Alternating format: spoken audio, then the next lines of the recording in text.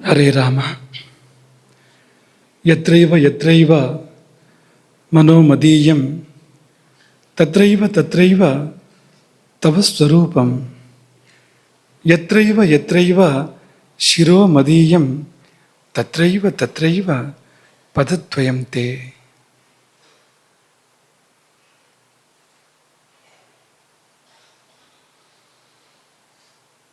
ಅನ್ನಪೂರ್ಣೆ ಸದಾ ಪೂರ್ಣೆ ಶಂಕರ ಪ್ರಾಣವಲ್ಲಭೆ ಜ್ಞಾನ ವೈರಾಗ್ಯ ಸಿದ್ಧ್ಯರ್ಥಂ ಭಿಕ್ಷಾಂ ದೇಹಿ ಚ ಪಾರ್ವತಿ.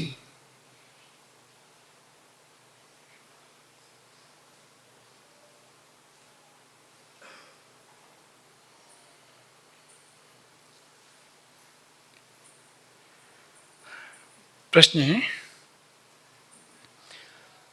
ಆಹಾರ ತರಕಾರಿಗಳನ್ನು ಹಸಿಯಾಗಿ ತಿನ್ನಬಾರದು, ಬೇಯಿಸಿಯೇ ತಿನ್ನಬೇಕು ಎಂದಿದೆ. ಆದರೆ ದಿನನಿತ್ಯದ ಹಾಗೂ ಧಾರ್ಮಿಕ ಕಾರ್ಯಕ್ರಮದ ಅಡುಗೆಯಲ್ಲಿ ಹಸಿ ತರಕಾರಿ, ನೆನೆಸಿದ ಬೇಳೆಗಳನ್ನು ಬಳಸಿ ಕೋಸಂಬರಿ ಮಾಡುತ್ತಾರೆ. ಅದು ಸರಿಯೇ? ಆರೋಗ್ಯಯುತವೇ?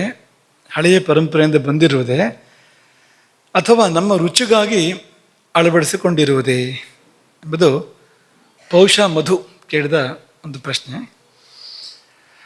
ಅದಕ್ಕೆ ಉತ್ತರ: ಎಲ್ಲವನ್ನೂ ಬೇಯಿಸಬೇಕು ಅಂತ ನಿಯಮ ಇಲ್ಲ. ಆಹಾರವನ್ನು ಪ್ರತಿಯೊಂದನ್ನು ಕೂಡ ಬೇಯಿಸಬೇಕು ಅಂತ ನಿಯಮ ಇಲ್ಲ. ಕೆಲವನ್ನು ನಾವು ಬೇಯಿಸಲೇಬೇಕು ಹೊರತು ಎಲ್ಲವನ್ನೂ ಬೇಯಿಸಬೇಕು ಅಂತಿಲ್ಲ. ಕೆಲವನ್ನು ಬೇಯಿಸದೇ ಬಳಸಬೇಕಾಗತ್ತೆ, ಬೇಯಿಸಿದರೆ ಸರಿ ಆಗಲ್ಲ ಅಂಥದ್ದಿರುತ್ತೆ. ಕೆಲವನ್ನು ಬೇಯಿಸಿಯೇ ಬಳಸಬೇಕಾಗತ್ತೆ, ಕೆಲವನ್ನು ಎರಡೂ ಥರದಲ್ಲಿ ಬಳಸ್ಬೋದು. ಹಾಗೆ ಮೂರು ರೀತಿಯಲ್ಲಿ ಆಹಾರ ವಸ್ತುಗಳಿದ್ದಾವೆ. ಉದಾಹರಣೆ ಹಣ್ಣುಗಳು ಅಂತ ಅಂದ್ಕೊಳ್ಳಿ. ಒಳ್ಳೆ ಸೇಬು ಹಣ್ಣು ಕೊಟ್ಟರು ಯಾರೋ, ಬೇಯಿಸಿ ತಿನ್ನೋದು ಅದನ್ನು ಅಂದರೆ ಇಲ್ಲ, ಅದು ಹಾಗೆ ತಿನ್ನಬೇಕು. ಎಲ್ಲ ಕೆಲಸ ಪ್ರಕೃತಿಯೇ ಮಾಡಿದೆ, ಇನ್ನು ನಾವು ತಿನ್ನೋದು ಮಾತ್ರ ನಮ್ಮ ಕೆಲಸ. ಅಂಥದ್ದಿರುತ್ತೆ. ಹಾಗಾಗಿ ಅಂಥದ್ದು ಒಂದು ವರ್ಗ. ಇನ್ನೊಂದು ಬೇಯಿಸಿಯೇ ಬಳಸಬೇಕಾಗತ್ತೆ ಅಂಥದ್ದು ಇರುತ್ತೆ. ಉದಾಹರಣೆಗೆ ಅಕ್ಕಿ ಅಂತ ಅಂದ್ಕೊಳ್ಳಿ, ಹಾಗೆ ತಿನ್ನೋಕೆ ಚೆನ್ನಾಗಿರೋದಿಲ್ಲ, ಅದು ಜೀರ್ಣ ಆಗೋದು ಇಲ್ಲ. ಗೋಧಿ ಅಂತ ಅಂದ್ಕೊಳ್ಳಿ, ಹಾಗೆ ತಿನ್ನೋದು ಕಷ್ಟ ಅದನ್ನು ಅಂತ. ಹಾಗೆ ಕೆಲವು ಸೊಪ್ಪುಗಳು, ಹೆಚ್ಚಿನ ಸೊಪ್ಪುಗಳು, ಹರಿವೆ ಸೊಪ್ಪನ್ನು ಹಾಗೇನೂ ಬಳಸೋದುಂಟು. ಅದನ್ನು ಈಗ ಸಾಂಬಾರು ಸಾರೋ ಇಂಥದ್ದು ಮಾಡಿದರೆ ಅದನ್ನ ಬೇಯಿಸ್ತಾರೆ. ಅದನ್ನು ಈಗ ಸಾಸಿವೆ ಅಥವಾ ಹಸಿ ಅಂತ ಹೇಳ್ತಾರಲ್ಲ, ಅಂಥದ್ದು ಮಾಡಿದಾಗ ಬೇಯಿಸ್ತೇನು ಮಾಡೋದುಂಟು. ಆದರೆ ಹೆಚ್ಚಿನ ಸೊಪ್ಪುಗಳನ್ನ ಬೇಯಿಸ್ಬೇಕಾಗತ್ತೆ. ತರಕಾರಿಗಳಲ್ಲೂ ಕೂಡ ಹೆಚ್ಚಿನ ತರಕಾರಿಗಳನ್ನು ಬೇಯಿಸ್ಬೇಕಾಗತ್ತೆ. ಕೆಲವೊಂದು ಎರಡೂ ರೀತಿಯಲ್ಲಿ ಬಳಸ್ಬೋದು, ಅಂಥದ್ದು ಇರುತ್ತೆ. ಅದು ಹೀಗೆ ಮೂರೂ ತರಹ ಇದೆ. ಕೋಸಂಬರಿ ಪರಂಪರೆಯಿಂದ ಬಂದಿರೋವಂಥದ್ದು. ಕೋಸಂಬರಿ ನಮ್ಮ ರುಚಿಗೋಸ್ಕರ ಮಾಡ್ಕೊಂಡಿರೋವಂಥದ್ದಲ್ಲ ಅದು. ಯಾಕೆಂದರೆ ಕೆಲವು ದೇವರಿಗೆ ಕೋಸಂಬರಿ ಪ್ರಿಯ. ಹೆಸರೇ ಆಗಿದೆ ಕೋಶಂಬರಿ ಅಂತ. ಅದರ ಮೂಲ ಶಬ್ದ ಕೋಸಂಬರಿ ಅಂತಾಗಿದೆ. ಕೋಶಂಬರಿ ಅಂದರೆ ಈ ಹೊಟ್ಟೆಯನ್ನು ತುಂಬಿಸಿಕೊಡುತ್ತೆ. ಅದು ಉದರ ಕೋಶವನ್ನು ತುಂಬಿಸಿಕೊಡೋಷ್ಟು ಯೋಗ್ಯತೆ ಅದಕ್ಕಿದೆ ಅಂತ. ಹಾಗಾಗಿ ಅದನ್ನು ಆ ಶಬ್ದದಿಂದ ಕರೀತಾರೆ. ರಾಮದೇವರಿಗೂ ತುಂಬ ಪ್ರಿಯ ಅದು. ಕೋಸಂಬರಿ ಪಾನಕ ಅಂದರೆ ರಾಮದೇವರಿಗೆ ತುಂಬ ಪ್ರಿಯವಾಗಿರುವಂಥದ್ದು. ಈಗ ನಮ್ಮ ವಸಂತ ಋತು ಬಂದರೆ ಮಠದಲ್ಲಿ ರಾಮದೇವರಿಗೆ 2 ತಿಂಗಳು ಪೂರ್ತಿ ಪ್ರತಿದಿನವೂ ಕೂಡ ಕೋಸಂಬರಿ ಆಗಲೇಬೇಕು. ಕೋಸಂಬರಿ ಪಾನಕ 2 ಕೂಡ ಆಗಲೇಬೇಕು. ಹಾಗೆ ಎಲ್ಲವನ್ನೂ ಕೂಡ ಬೇಯಿಸಲೇಬೇಕು ಅಂತಿಲ್ಲ. ಉಪ್ಪನ್ನು ಬೇಯಿಸ್ತೇವೆ ನಾವು ಉದಾಹರಣೆಗೆ, ಇಲ್ಲ ಅಲ್ವಾ? ಮಾತಿಗೆ ಹೇಳಿದ್ದಷ್ಟೇ. ಎಲ್ಲಿ ಬೇಯಿಸ್ಬೇಕು ಅಲ್ಲಿ ಬೇಯಿಸ್ಬೇಕು, ಎಲ್ಲವನ್ನೂ ಬೇಯಿಸ್ಬೇಕು ಅಂತ ನಮಗೇನು ಇಲ್ಲ. ತರಕಾರಿ ಇದು ಕೋಸಂಬರಿ ಶುಭ. ಅದರಲ್ಲಿಯೂ ಹೆಸರು ಕಾಳು, ಹೆಸರು ಬೇಳೆ ಬೆಳೆಸಿ ಮಾಡೋದಾದರೆ ಆ ಹೆಸರು ತುಂಬ ಒಳ್ಳೆ ವಸ್ತು, ಅದು ಉತ್ತಮವಾದ ವಸ್ತು. ಅದು ಹಸಿಯಾಗಿಯೂ ನೆನೆಸಿ, ಸಾಕಷ್ಟು ನೆನೆಸಿ ಅದನ್ನು ಸೇವನೆ ಮಾಡ್ಬೋದು, ಅದನ್ನು ಬೇಯಿಸಿಯೂ ಕೂಡ ಸೇವನೆ ಮಾಡ್ಬೋದು. ಉತ್ತಮವಾಗಿರುವಂಥದ್ದು ಹೆಸರುಬೇಳೆ, ತಂಪು ಕೊಡುವಂಥದ್ದು. ಹಾಗಾಗಿ ಅಂಥ ಹೆಸರುಬೇಳೆ ಕೋಸಂಬರಿನಂತೂ ಖಂಡಿತವಾಗಿಯೂ ಧಾರಾಳವಾಗಿ ಬಳಸ್ಬೋದು. ಈಗೇನಾಗಿದೆ ಅಂದರೆ ಆ ಹೆಸರಿನಲ್ಲಿ ಏನೇನೋ ಸೇರಿಸಿ ತಿನ್ನುವಂಥ ಅಭ್ಯಾಸ ಬಂದಿದೆ. ಅದನ್ನೆಲ್ಲ ಸ್ವೀಕಾರ ಮಾಡೋಕ್ಕಾಗೋದಿಲ್ಲ. ಪರಂಪರೆಯಿಂದ ಬಂದಿರುವಂಥ ಕೋಸಂಬರಿಗಳನ್ನು ಸ್ವೀಕಾರ ಮಾಡೋಕ್ಕೆ ಸಾಧ್ಯ ಅಂತ. ಇನ್ನೊಂದು ಪ್ರಶ್ನೆ ಬಂದಿರೋದು ಉಸಿರಾಟಕ್ಕೆ ಸಂಬಂಧಪಟ್ಟಂತೆ. ಅದಕ್ಕೆ ಇನ್ನೊಂದು ಆಯಾಮ ಇದೆ. ಉಸಿರಾಟದ ಬಗ್ಗೆ ನಿನ್ನೆ ಹೇಳಿದ ನಾವು ಮಾತುಗಳು ಒಂದು ಆಯಾಮದಿಂದ ಆಲೋಚನೆ ಮಾಡಿದಾಗ ಸಿಗುವಂಥದ್ದು. ಇನ್ನೊಂದು ಆಯಾಮ ಇದೆ, ಅದನ್ನು ಕುರಿತಿರುವಂಥ ಪ್ರಶ್ನೆ ಇದು. ತಿಮ್ಮಪ್ಪ ಬರಿಗೆ ಈ ಪ್ರಶ್ನೆಯನ್ನು ಕೇಳಿದವರು. ನನ್ನ ಅನುಭವದಂತೆ ಮೂಗಿನ ಎರಡೂ ಹೊಳ್ಳೆಗಳಿಂದ ಒಂದೇ ಬಾರಿಗೆ ಉಸಿರಾಟ ಆಗುವುದಿಲ್ಲ. ಕಾರಣ ಏನು ಮತ್ತು ಯಾವಾಗ ಯಾವ ಹೊಳ್ಳೆಯಿಂದ ಉಸಿರಾಟ ಆಗುತ್ತದೆ, ಎಡ ಬಲ ಯಾವ ಹೊಳ್ಳೆಯಿಂದ ಉಸಿರಾಟ ಆಗುತ್ತದೆ ಅನ್ನೋದನ್ನು ಅವರು ಗಮನಿಸಿ ಪ್ರಶ್ನೆ ಕೇಳಿದ್ದಾರೆ. ತುಂಬ ಜನರಿಗೆ ಈ ಕಡೆ ಗಮನ ಇರೋದಿಲ್ಲ. ಅದೊಂದು ಇದೆ ಅಂತ ಅನ್ನೋದು ಮಾತ್ರ ವಿಷಯ ಹೊರತು ಅದು ಉಸಿರು ಆಡ್ತಾ ಇದೆ ಅಂತ, ಅದು ಹೇಗೆ ಆಡ್ತಾ ಇದೆ, ಎಷ್ಟು ಆಳಕ್ಕೆ ಎಳಿತಾ ಇದೆ, ಎಷ್ಟು ಮೇಲಕ್ಕಿದೆ, ಅಥವಾ ಯಾವ ಮೂಗಿನಲ್ಲಿ ಆಡ್ತಾ ಇದೆ, ಇಂಥದ್ದೆಲ್ಲ ಗಮನಕ್ಕೆ ಇರೋದಿಲ್ಲ. ತುಂಬ ಜನರಿಗೆ ಗಮನಕ್ಕೆ ಇರೋದಿಲ್ಲ. 10ರಲ್ಲಿ 9 ಅಂತ ಅನ್ಬೋದು ಅಂತ. ಆದರೆ ಇವರು ಗಮನಿಸಿದ್ದಾರೆ ಅದನ್ನು. ಉಸಿರಾಟ ಎಡ ಹೊಳ್ಳೆಯಿಂದಲೂ ಆಗತ್ತೆ, ಬಲ ಹೊಳ್ಳೆಯಿಂದಲೂ ಆಗತ್ತೆ. ಅಂದರೆ ಒಂದೇ ಹೊಳ್ಳೆಯಿಂದಲೇ ಪ್ರಧಾನವಾಗಿ, ಚೂರು ಇರ್ಬೋದು ಮತ್ತೊಂದು ಕಡೆಗೆ, ಪ್ರಧಾನವಾಗಿ ಒಂದೇ ಹೊಳ್ಳೆಯಿಂದ ಆಗ್ತಾ ಇರೋದುಂಟು. ಎರಡೂ ಹೊಳ್ಳೆಗಳಿಂದಲೂ ಆಗೋದುಂಟು, ಆಗತ್ತೆ. ಎಡ ಹೊಳ್ಳೆಯಿಂದ ಆದರೆ ಅದಕ್ಕೆ ಚಂದ್ರನಾಡಿಯ ಉಸಿರಾಟ ಅಂತ ಕರಿತೀವಿ ನಾವು. ಬಲ ಹೊಳ್ಳೆಯಿಂದ ಆದರೆ ಅದನ್ನು ಸೂರ್ಯನಾಡಿಯ ಉಸಿರಾಟ ಅಂತ ಕರಿತೀವಿ. ಎರಡೂ ಹೊಳ್ಳೆಯಿಂದ ಸಮವಾಗಿ ಆಗ್ತಾ ಇದ್ರೆ ಅದನ್ನು ಸುಷುಮ್ನಾ ನಾಡಿಯ ಉಸಿರಾಟ ಅಂತ ಕರಿತೀವಿ. 3 ಬಗೆಯ ಉಸಿರಾಟವೂ ಇದೆ. ಈ ಸುಷುಮ್ನಾ ನಾಡಿಯ ಉಸಿರಾಟ ಯಾಕೆ ಅಷ್ಟಾಗಿ ಗಮನಕ್ಕೆ ಬರೋದಿಲ್ಲ ಅಂದರೆ, ಇದು ಭಾಳ ಹೊತ್ತಿರೋದಿಲ್ಲ. ಸಾಮಾನ್ಯವಾಗಿ ಇದಕ್ಕೆ ಅಪವಾದ ಇದೆ. ಸಾಮಾನ್ಯವಾಗಿ ಆರೋಗ್ಯವಂತ ಮನುಷ್ಯನಿಗೆ ಗಂಟೆಗೊಮ್ಮೆ ಬದಲಾಗುತ್ತೆ ಅಂತ ಲೆಕ್ಕ. 1 ಗಂಟೆ 1.5 ಗಂಟೆಗೆ ಬದಲಾಗುತ್ತೆ. ಎಡಕ್ಕೆ ಎದ್ದಿದ್ದು ಬಲಕ್ಕೆ ಹೋಗುತ್ತೆ, ಬಲಕ್ಕೆ ಎದ್ದಿದ್ದು ಎಡಕ್ಕೆ ಬರುತ್ತೆ. ನಿಮ್ಗೆ ಸರಿಯಾಗಿ ಗೊತ್ತಾಗಬೇಕು ಅಂದರೆ, ನಿಮಗೆ ಶೀತ ಆಗಿದ್ದರೆ, ಮೂಗು ಕಟ್ಟಿದರೆ ಅದು ಕೂಡ ಬದಲಾಗುತ್ತೆ. ಈ ಉಸಿರಾಟ ಆ ಕಡೆ ಈ ಕಡೆ ಹೋಗುವಾಗ ಒಂದ್ಸರಿ ಈ ಕಡೆ ಕಟ್ಟಿದ್ರೆ ಒಂದ್ಸರಿ ಈ ಕಡೆ ಕಟ್ಟಿದ್ರೆ ಹಾಗಾಗತ್ತೆ. ಆವಾಗ ಸರಿಯಾಗಿ ಅದನ್ನು ಗುರ್ತಿಸೋಕೆ ಸಾಧ್ಯ ಇದೆ. ಈ ಎರಡೂ ಹೊಳ್ಳೆಯಿಂದ ಉಸಿರಾಟ ಯಾವಾಗ ಆಗುತ್ತೆ ಅಂದರೆ, ಅದು ಒಂದರಿಂದ ಒಂದಕ್ಕೆ ಬದಲಾಗುವ ಸಮಯದಲ್ಲಿ, ಎಡದಿಂದ ಬಲಕ್ಕೆ ಬಲದಿಂದ ಎಡಕ್ಕೆ ಅದು ಪರಿವರ್ತನೆ ತಗೊಳುತ್ತಲ್ಲ, ತಗೊಳ್ಳೋ ಸಮಯದಲ್ಲಿ ಒಂದೇ ಸತಿ ಪರಿವರ್ತನೆ ತಗೊಳ್ಳೋದಿಲ್ಲ. ಅದು ಎರಡೂ ಕಡೆ ಹಂಚಿಕೊಂಡು ಉಸಿರಾಟ ಚೂರು ಹೊತ್ತು ನಡೆದು ಅಲ್ಲಿಂದ ಮುಂದಕ್ಕೆ ಅದು ಮತ್ತೊಂದು ಹೊಳ್ಳೆಗೆ ಅದು ಹೋಗುತ್ತೆ. ಶಂಕರಾಚಾರ್ಯರ ಸೌಂದರ್ಯ ಲಹರಿಯನ್ನು ನೆನಪು ಮಾಡ್ಕೊಳ್ತೇವೆ ಈ ಸಮಯದಲ್ಲಿ ನಾವು. ಅಸೌ ನಾಸಾ ವಂಶಃ ತುಹಿನಗಿರಿ ವಂಶಧ್ವಜಪಟಿ ತ್ವದೀಯೋ ನೇದೀಯ ಫಲತು ಫಲಮಸ್ಮಾಕಮುಚಿತಂ ವಹನ್ನಂತರ್ಮುಕ್ತಾ ಶಿಶಿರಕರ ನಿಶ್ವಾಸಗಲಿತಂ ಸಮೃದ್ಧ ಯತ್ತಾಸಾಂ ಬಹಿರಪಿ ಚ ಮುಕ್ತಾಮಣಿಧರ. ಇದು ಸೌಂದರ್ಯ ಲಹರಿ. ಈ ಸೌಂದರ್ಯ ಲಹರಿ ಅಮ್ಮನವರ ಮೂಗನ್ನು ವರ್ಣನೆ ಮಾಡಲಿಕ್ಕಿರುವಂಥ ಒಂದು ಪದ್ಯ ಇದು. ನಾಸಾ ವಂಶಃ ಅಂತ ಶಂಕರಾಚಾರ್ಯರು ಅದನ್ನು ಒಂದು ರೂಪಕ ಮಾಡ್ತಾರೆ. ನಾಸಾ ವಂಶಃ ಅಂದರೆ, ಈ ವಂಶ ಅಂದರೆ ಬಿದಿರು, ವಂಶದಂಡಕ್ಕೆ ನಾಸಾ ದಂಡವನ್ನು ಹೋಲಿಸ್ತಾ ಇದ್ದಾರೆ ಅವರು. ಯಾಕೆ ಹೋಲಿಸ್ತಾರೆ ಅಂದರೆ, 2 ಕಾರಣಕ್ಕೆ ಹೋಲಿಸ್ತಾ ಇದ್ದಾರೆ ಅವರು. ಒಂದು, ಬಿದಿರಿನಲ್ಲಿ ನೀವು ಗಂಧಕ್ಕೆ ಹೋಲಿಸ್ಬೋದಲ್ಲ ಅಂತ ಹೇಳ್ಬೇಡಿ, ಗಂಧ ಒಳ್ಳೆ ವೃಕ್ಷ ಹೌದು, ಆದರೆ ಬಿದಿರಿನಲ್ಲಿ ಒಳಗೆ ರಂಧ್ರ ಇರುತ್ತೆ. ಗಮನಿಸ್ಬೇಕು ನೀವು ಅದನ್ನು. ಬಿದಿರಿನಲ್ಲಿ ಒಳಗೆ ರಂಧ್ರ ಇರುತ್ತೆ. ಮೂಗಿನಲ್ಲಿ ನಿಮಗೆ ಅನುಮಾನ ಇದ್ದಾಗಿದೆ, ಇದೆಯೋ ಇಲ್ವೋ ರಂಧ್ರ ಮೂಗಿನಲ್ಲಿ? ಮತ್ತೆ ಮಾತಾಡೋದಿಲ್ಲವಲ್ಲ ನೀವು. ಹಾಗಾಗಿ ಆ ಹೋಲಿಕೆ, ಈ ಬಿದಿರು ಅಂತ ಹೋಲಿಕೆ ಕೊಡಬೇಕಾದ್ರೆ ಏನು ಕಾರಣ ಅಂದರೆ, ಒಳಗಿರುವ ರಂಧ್ರ ಅಂತ ಅಲ್ಲೂ ಇದೆ ಇಲ್ಲೂ ಇದೆ. ಅಷ್ಟು ಮಾತ್ರ ಹೋಲಿಕೆ ಅಲ್ಲ. ಈ ಲೋಕ ಮರ್ಯಾದೆ, ಶಾಸ್ತ್ರ ಮರ್ಯಾದೆಯಲ್ಲಿ ಒಂದು ಮಾತಿದೆ. ಅದೇನೆಂದರೆ, ಅಪರೂಪದಲ್ಲಿ ಅಪರೂಪ ಕೆಲವು ಬಿದಿರುಗಳ ಒಳಗೆ ಮುತ್ತುಗಳು ಏರ್ಪಡುತ್ತವೆ. ಹೇಗೆ ಕಪ್ಪೆ ಚಿಪ್ಪಿನೊಳಗೆ ಮುತ್ತುಗಳು ಏರ್ಪಡುತ್ತವೋ ಹಾಗೆ ಬಿದಿರಿನ ಒಳಗೂ ಕೂಡ ಮುತ್ತುಗಳು ಏರ್ಪಡೋದುಂಟು. ಅದನ್ನು ಶಂಕರಾಚಾರ್ಯರು ಹೋಲಿಸ್ತಾ ಇರುವಂಥದ್ದು. ಮುತ್ತನ್ನು ಯಾಕೆ ಹೋಲಿಸ್ತಾರೆ ಅಂದರೆ, ಅವರು ಅದಕ್ಕೆ 2 ಕಾರಣಕ್ಕೆ ಅವರು ಮುತ್ತನ್ನು ಉದಾಹರಣೆ ಕೊಡ್ತಾರೆ ಅವರು.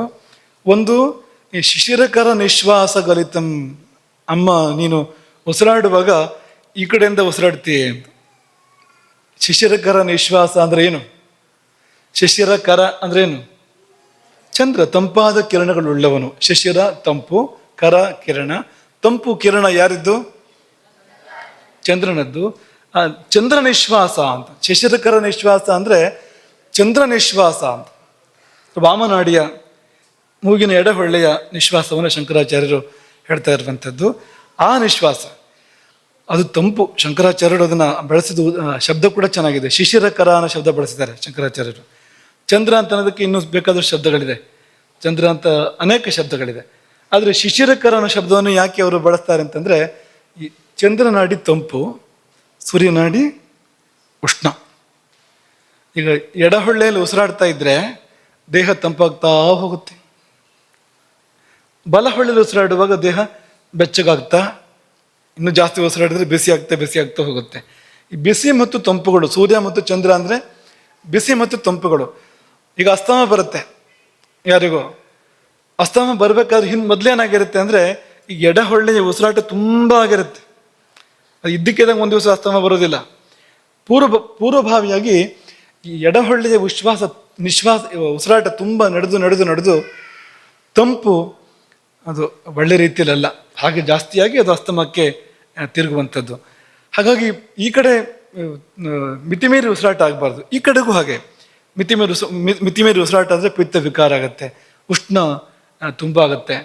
ಅದು ಬೇರೆ ಬೇರೆ ರೀತಿಯ ಅದಕ್ಕೆ ಸಂಬಂಧಪಟ್ಟಂಥ ರೋಗಗಳಿಗೆ, ಪಿತ್ತಜ ರೋಗಗಳಿಗೆ ಅದು ಕರ್ಕೊಂಡು ಹೋಗುತ್ತೆ. ಇದು ಇಂಥದ್ದೆಲ್ಲ ಆಗುತ್ತೆ ಅದು. ಹಾಗಾಗಿ ಅದನ್ನು ಶಂಕರಾಚಾರ್ಯರು ಗುರುತಿಸಿದ್ದಾರೆ. ಈ ತಂಪು ನಿಶ್ವಾಸ ಅಥವಾ ಚಂದ್ರ ನಿಶ್ವಾಸ ಎಂಬ ಶಬ್ದ ಬಳಸುವಾಗ ಶಂಕರಾಚಾರ್ಯರು ಇದೇ ತಿಮ್ಮಪ್ಪ ಬರಿಗವರು ಕೇಳಿದ ಪ್ರಶ್ನೆ ಕುರಿತೆ ಅದಕ್ಕೆ ಸಂಬಂಧಪಟ್ಟಂತೆ ಅವ್ರು ಹೇಳ್ತಾ ಇರುವಂಥದ್ದು. ಹಾಗೆ ನಿಶ್ವಾಸ ಒಂದಿದೆ, ಅಂದರೆ ಉಸಿರಾಟ. ಚಂದ್ರ ನಿಶ್ವಾಸ ಅಂತ ಬೇರೆ ಇದೆ, ಸೂರ್ಯ ನಿಶ್ವಾಸ ಅಂತ ಬೇರೆ ಇದೆ, ಸುಷುಮ್ನಾ ನಿಶ್ವಾಸ ಅಥವಾ ಅಗ್ನಿ ನಿಶ್ವಾಸ ಅಂತ, ಮಧ್ಯನಾಡಿ ಇದು ಅಗ್ನಿನಾಡಿ, ಇದು ಅಗ್ನಿ ನಿಶ್ವಾಸ ಅಂತ ಬೇರೆ ಇದೆ ಎಂಬ ರೀತಿಯಲ್ಲಿ ಶಂಕರಾಚಾರ್ಯರು ಹೇಳ್ತಾ ಇರುವಂಥದ್ದು. ಅವರು ಒಳಗೊಳಗೆ ಮುತ್ತುಗಳು ರಚಿತವಾಗಿದ್ದಾವೆ ಅಂತ ಹೇಳ್ತಾರೆ ಶಂಕರಾಚಾರ್ಯರು. ಅಮ್ಮನವರ ಮೂವಿನ ಒಳಗೊಳಗೆ ಎಡಭಾಗದಲ್ಲಿ ಮುತ್ತುಗಳು ವಿರಚಿತವಾಗಿದ್ದಾವೆ ಅಂತ. ಅದ್ಯಾಕೆ ಹೇಳ್ತಾರೆ ಅಂದರೆ, ತಂಪು ಅದು ಅಂತ. ಮುತ್ತು ತಂಪು, ನಿಶ್ವಾಸವೂ ತಂಪು, ತುಂಬ ತಂಪಿನಲ್ಲಿ ಅದು ಮುತ್ತು ರಚಿತವಾಗುವಂಥದ್ದು. ಮತ್ತು ಮುತ್ತು ಕೂಡ ತಂಪು ಮಾಡ್ತಕ್ಕಂಥ ಒಂದು ವಸ್ತು. ಕಾರಕ ಚಂದ್ರ, ಅದಕ್ಕೆ ಮುತ್ತಿಗೆ ಜಲಗ್ರಹ ಅಲ್ವಾ, ಅವನು ತಂಪೆ. ಚಂದ್ರನು ಕೂಡ, ಮುತ್ತು ಕೂಡ ತಂಪೆ. ಇದೆಲ್ಲ ಇಟ್ಕೊಂಡು ಅವ್ರು ಹೇಳ್ತಾ ಇರುವಂಥದ್ದು. ಮುತ್ತುಗಳು ಅಂದರೆ ಭೌತಿಕವಾದ ಮುತ್ತುಗಳನ್ನು ನೀವು ಹೇಳ್ಬೋದು, ಅದಕ್ಕಿಂತ ಹೆಚ್ಚಿನದಾಗಿ ಸಿದ್ಧಿಗಳು ಅಂತ, ಸಾಧಕನಿಗೆ ಆಕೆ ಅನುಗ್ರಹ ಮಾಡ್ತಕ್ಕಂಥ ಸಿದ್ಧಿಗಳು, ಅದನ್ನು ಅವರು ಆ ಶಬ್ದದಿಂದ ಹೇಳ್ತಾ ಇರುವಂಥದ್ದು. ಹಾಗೆಲ್ಲ ಹೇಳಿ ಹೊರಗೂ ಮುತ್ತು ಬಂದ್ಬಿಟ್ಟಿದೆ ಅಂತ. ಎಡಹೊಳ್ಳಿ ಹೊರಗೂ ಈ ಚಂದ್ರನಾಡಿ ಆಡಿ ಎಡಹೊಳ್ಳಿ ಹೊರಗೂ ಮುತ್ತು ಬಂದ್ಬಿಟ್ಟಿದೆ ಅಂತ ಶಂಕರಾಚಾರ್ಯರು ಹೇಳೋದು. ಅದೇನಪ್ಪ, ಏನದು? ಮೂಗುತಿ ವರ್ಣನೆ ಮಾಡಿದ ರೀತಿ ಏನು ಅಂದರೆ, ಶಂಕರಾಚಾರ್ಯರು ಚಂದ್ರನಾಡಿಯಲ್ಲಿ ನೀನು ವಾಮ ನಿಶ್ವಾಸ, ಚಂದ್ರನಾಡಿಯಲ್ಲಿ ಉಸಿರಾಡುವಾಗ ಆ ತಂಪು, ಅತಿಶಯವಾದ ತಂಪು, ಒಳಗೂ ಮುತ್ತುಗಳು ಮೂಡಿದಾವೆ, ಸಾಲದು ಅಂತ ಹೊರಗೂ ಒಂದು ಮುತ್ತು ಮೂಡಿದೆ ಅಮ್ಮ ಅಂತ ಶಂಕರಾಚಾರ್ಯರು ವರ್ಣನೆ ಮಾಡಿದರೆ ಅವರ ಕವಿತ್ವಕ್ಕೆ ಒಂದು ಸಾಟಿ ಇದೆಯಾ ಅಂತ ನಾವು ಕಲ್ಪನೆ ಕೂಡ ಮಾಡ್ಕೊಳ್ಳೋಕ್ಕಾಗೋದಿಲ್ಲ. ಅಂಥದ್ದೊಂದು ಒಂದು ಭಾವ ಇದೆಯಲ್ಲ, ಎಷ್ಟು ವಿಶಿಷ್ಟವಾಗಿರುತ್ತೆ ನೋಡಿ. ಹಾಗಾಗಿ ಬಹಿರಪಿಚ ಮುಕ್ತಾಮಣಿಧರ, ಹೊರಗೆ ಕೂಡ ಮುಕ್ತಾಮಣಿಯನ್ನು ನಾಸಾದಂಡ ಧರಿಸಿದೆ ನೋಡು ಎಂಬುದಾಗಿ ಅವರು ಹೇಳುವಂಥದ್ದು. ಹಾಗಾಗಿ ತಂಪು ಮುತ್ತನ್ನು ಅವ್ರು ಹೇಳ್ತಾ ಇರುವಂಥದ್ದು ಇಲ್ಲಿ. ಹಾಗೆ ಅದು ಒಂದು ಎಡಭಾಗದ್ದು ನಾಡಿಯ ಉಸಿರಾಟ ಅಂತ ಕರೀತಾರೆ ಅದನ್ನು. ಎಡಭಾಗದಲ್ಲಿ ಉಸಿರಾಡ್ತಾ ಇದ್ರೆ, ಬಲಭಾಗದಲ್ಲಿ ಉಸಿರಾಡ್ತಾ ಇದ್ರೆ, ಬಲಹೊಳ್ಳಿಯಲ್ಲಿ ಉಸಿರಾಡ್ತಾ ಇದ್ರೆ ಪಿಂಗಲ, ಆ ನಾಡಿಯಲ್ಲಿ ಪ್ರಾಣ ಸಂಚಾರ ಇದೆ ಅಂತ ಅರ್ಥ. ಅದಕ್ಕೆ ಮಧ್ಯನಾಡಿಯಲ್ಲಿ ನಿಶ್ವಾಸ ಉಸಿರಾಟ ಇದ್ದರೆ, ಎರಡಕ್ಕೂ ಸಮಾನವಾಗಿದ್ದರೆ ಮಧ್ಯನಾಡಿಯಲ್ಲಿ ಸುಷುಮ್ನಾ ನಾಡಿಯಲ್ಲಿದೆ ಎಂಬುದಾಗಿ ಅರ್ಥ. ಎಡಭಾಗ ಸ್ತ್ರೀ, ಬಲಭಾಗ ಪುರುಷ. ಸುಷುಮ್ನಾ ಪುರುಷನೂ ಅಲ್ಲ, ಸ್ತ್ರೀಯೂ ಅಲ್ಲ, ಅದು ತದತೀತ, ನಪುಂಸಕ ಅಂತಲೂ ಕೂಡ ಕರಿಬೋದು ಅದನ್ನು. ಎಡನಾಡಿ ಸೌಮ್ಯ, ಬಲನಾಡಿ ಕೊಂಚ ರೌದ್ರ. ಅದು ಆ ಮಧ್ಯನಾಡಿ ಎರಡನ್ನು ಮೀರಿರುವಂಥದ್ದು, ಎರಡನ್ನು ದಾಟಿರುವಂಥದ್ದು. ಹಾಗಾಗಿ ಎಡನಾಡಿಯಲ್ಲಿ ಉಸಿರಾಡುವಾಗ ಸೌಮ್ಯವಾದ ಕಾರ್ಯಗಳನ್ನು ಮಾಡಬೇಕು. ಬಲನಾಡಿಯಲ್ಲಿ ಉಸಿರಾಡುವಾಗ ಸ್ವಲ್ಪ ಅಂಥದ್ದು ಕಾರ್ಯಗಳನ್ನು ಮಾಡಬೇಕು. ಈಗ ಉದಾಹರಣೆಗೆ ಯಾರೋ ದೊಡ್ಡವರನ್ನು ನೋಡಬೇಕು ಅಥವಾ ದೇವರನ್ನು ನೋಡೋಕೆ ಹೋಗ್ತೇವೆ ನಾವು, ಎಡನಾಡಿಯಲ್ಲಿ ಉಸಿರಾಡ್ತಾ ಇದ್ರೆ ಒಳ್ಳೆಯದು. ಶ್ರೀರಂಗ ಮಹಾಗುರುಗಳು ಇದಕ್ಕೊಂದು ಒಂದು ಮಾತನ್ನು ಹೇಳ್ತಾರೆ, ಏನಾದ್ರು ಹಿಡ್ಕೊಂಡು ಹೋಗಬೇಕು ಅಂತ ಲೆಕ್ಕ. ಗುರುಗಳನ್ನ ದೇವರನ್ನು ನೋಡೋಕೆ ಹೋಗುವಾಗ ಏನಾದರೂ ಹಿಡ್ಕೊಂಡು ಹೋಗಬೇಕು ಅಂತ. ಬರಿಗೈಲಿ ಹೋಗಬಾರ್ದು. ರಿಕ್ತ ಹಸ್ತಸ್ತು ನೋಪೇಯಾತ್ ರಾಜಾನಂ ದೇವತಾಂ ಗುರುಂ. ಖಾಲಿ ಕೈಯಲ್ಲಿ ಗುರುಗಳ ಬಳಿಗೆ ದೇವತೆಗಳ ಬಳಿಗೆ ಹೋಗಬಾರ್ದು ಎಂಬುದು ನಿಯಮ. ಹಿಡ್ಕೊಂಡು ಹೋಗಬೇಕು ಅನ್ನೋದಕ್ಕೆ ಇನ್ನೊಂದು ಪ್ರಯೋಜನ ಕೂಡ ಇದೆ. ಯಾವ ಕೈಲಿ ಹಿಡ್ಕೋಬೇಕು? ಹಿಡ್ಕೊಳ್ಳೋದಾದ್ರೆ ಅದನ್ನ ಗುರುಗಳ ಹತ್ರ ಹೋಗ್ತಾ ಇದ್ದೀರಿ, ದೇವ್ರ ಹತ್ರ ಹೋಗ್ತಾ ಇದ್ದೀರಿ, ಅವ್ರಿಗೆ ಕೊಡಬೇಕು. ಅದನ್ನು ನೀವು ಯಾವ ಕೈಲಿ ಹಿಡ್ಕೋಬೇಕು? ಅದನ್ನು ಬಲಗೈಲಿ ತಾನೇ ಹಿಡ್ಕೋಬೇಕು. ಬಲಗೈಲಿ ಹಿಡ್ಕೊಂಡಾಗ ತಾನಾಗಿ ಈ ಕಡೆ ಹೋಗುತ್ತೆ ಉಸಿರಾಟ ಅಂತ. ನೀವು ಏನನ್ನಾದ್ರು ಜಾಸ್ತಿ ಹೊತ್ತು ಬಲಗೈಲಿ ಹಿಡ್ಕೊಂಡ್ರೆ ತಾನಾಗಿ ಈ ಬಲಭಾಗದ ಉಸಿರಾಟ ಎಡಭಾಗಕ್ಕೆ ಹೋಗುತ್ತೆ. ಹಾಗಾಗಿ ನೀವು ಗುರು ಸನ್ನಿಧಿಗೆ ಹೋಗೋ ಹೊತ್ತಲ್ಲಿ ತಾನಾಗಿ ನಿಮಗೆ ಸರಿಯಾದ ನಾಡಲ್ಲಿ ಶ್ವಾಸ ಉಸಿರಾಟ ಆಗ್ತಾ ಇರುತ್ತೆ ಅನ್ನೋದು ಕಾರಣ. ಅಥವಾ ದೇವರ ಸನ್ನಿಧಿಗೆ ಹೋಗುವಾಗ ಆ ರೀತಿ ಹೋದರೆ ತಾನಾಗಿ ಉಸಿರಾಟ ವಾಮನಾಡಿಗೆ ಬರುತ್ತೆ ಎಂಬುದಾಗಿ ಅವರು ಆ ಸೂಕ್ಷ್ಮವನ್ನು ಹೇಳಿದ್ದಾರೆ.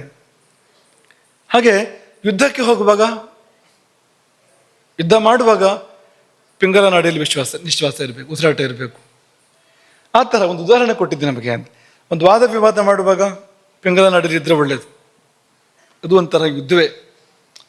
ಯಾವುದೋ ಕಡಿದು ಕೊಚ್ಚಿ ಕೆಲಸ ಮಾಡ್ತಾ ಇದ್ದೀರಿ, ಗದ್ದೆ ಕೆಲಸ, ತೋಟ ಕೆಲಸ ಮಾಡ್ತಾ ಇದ್ದೀರಿ, ಬಲಭಾಗದಲ್ಲಿ ಉಸಿರಾಟ ಒಳ್ಳೇದು. ಯಾವುದೋ ನೀವು ಮಗುನ ಮಾತಾಡಿಸ್ಬೇಕು ನಿಮಗೆ ಅಂತಂದರೆ ಬಲಭಾಗದ ಉಸಿರಾಟ ಒಳ್ಳೇದಲ್ಲ. ನೀವು ಎಷ್ಟು ಸೌಮ್ಯ ಮಾಡೋ ಕೊಟ್ಟರು ಒಂಚೂರು ಹೊರಟ ಆಗ್ಬಿಡುತ್ತೆ ತಾನಾಗೋದು ಅಂತ. ಹಾಗಾಗಿ ನೋಡ್ಕೊಡಿ ಇದನ್ನು ಎಂಬುದಾಗಿ ಶಾಸ್ತ್ರಗಳು ಹೇಳುವಂಥದ್ದು. ತುಂಬ ವಿಷಯಗಳಿದೆ ಇದರಲ್ಲಿ. ಎಷ್ಟಿದೆ ಅಂದರೆ ಅದೇ ಒಂದು ಇಡೀ ಜೀವನ ಬೇಕು ಅದನ್ನು ಅಧ್ಯಯನ ಮಾಡೋದಕ್ಕೆ. ಸ್ವರಶಾಸ್ತ್ರ ಅಂತ ಕರೀತಾರೆ ಇದನ್ನು. ಸ್ವರ ಅಂದರೆ ಸ್ವರ, ಶರ ಅಂದರೆ ಉಸಿರಾಟ. ಇದರಿಂದ ಎಲ್ಲವನ್ನು ಕೂಡ ತಿಳಿಬಹುದು.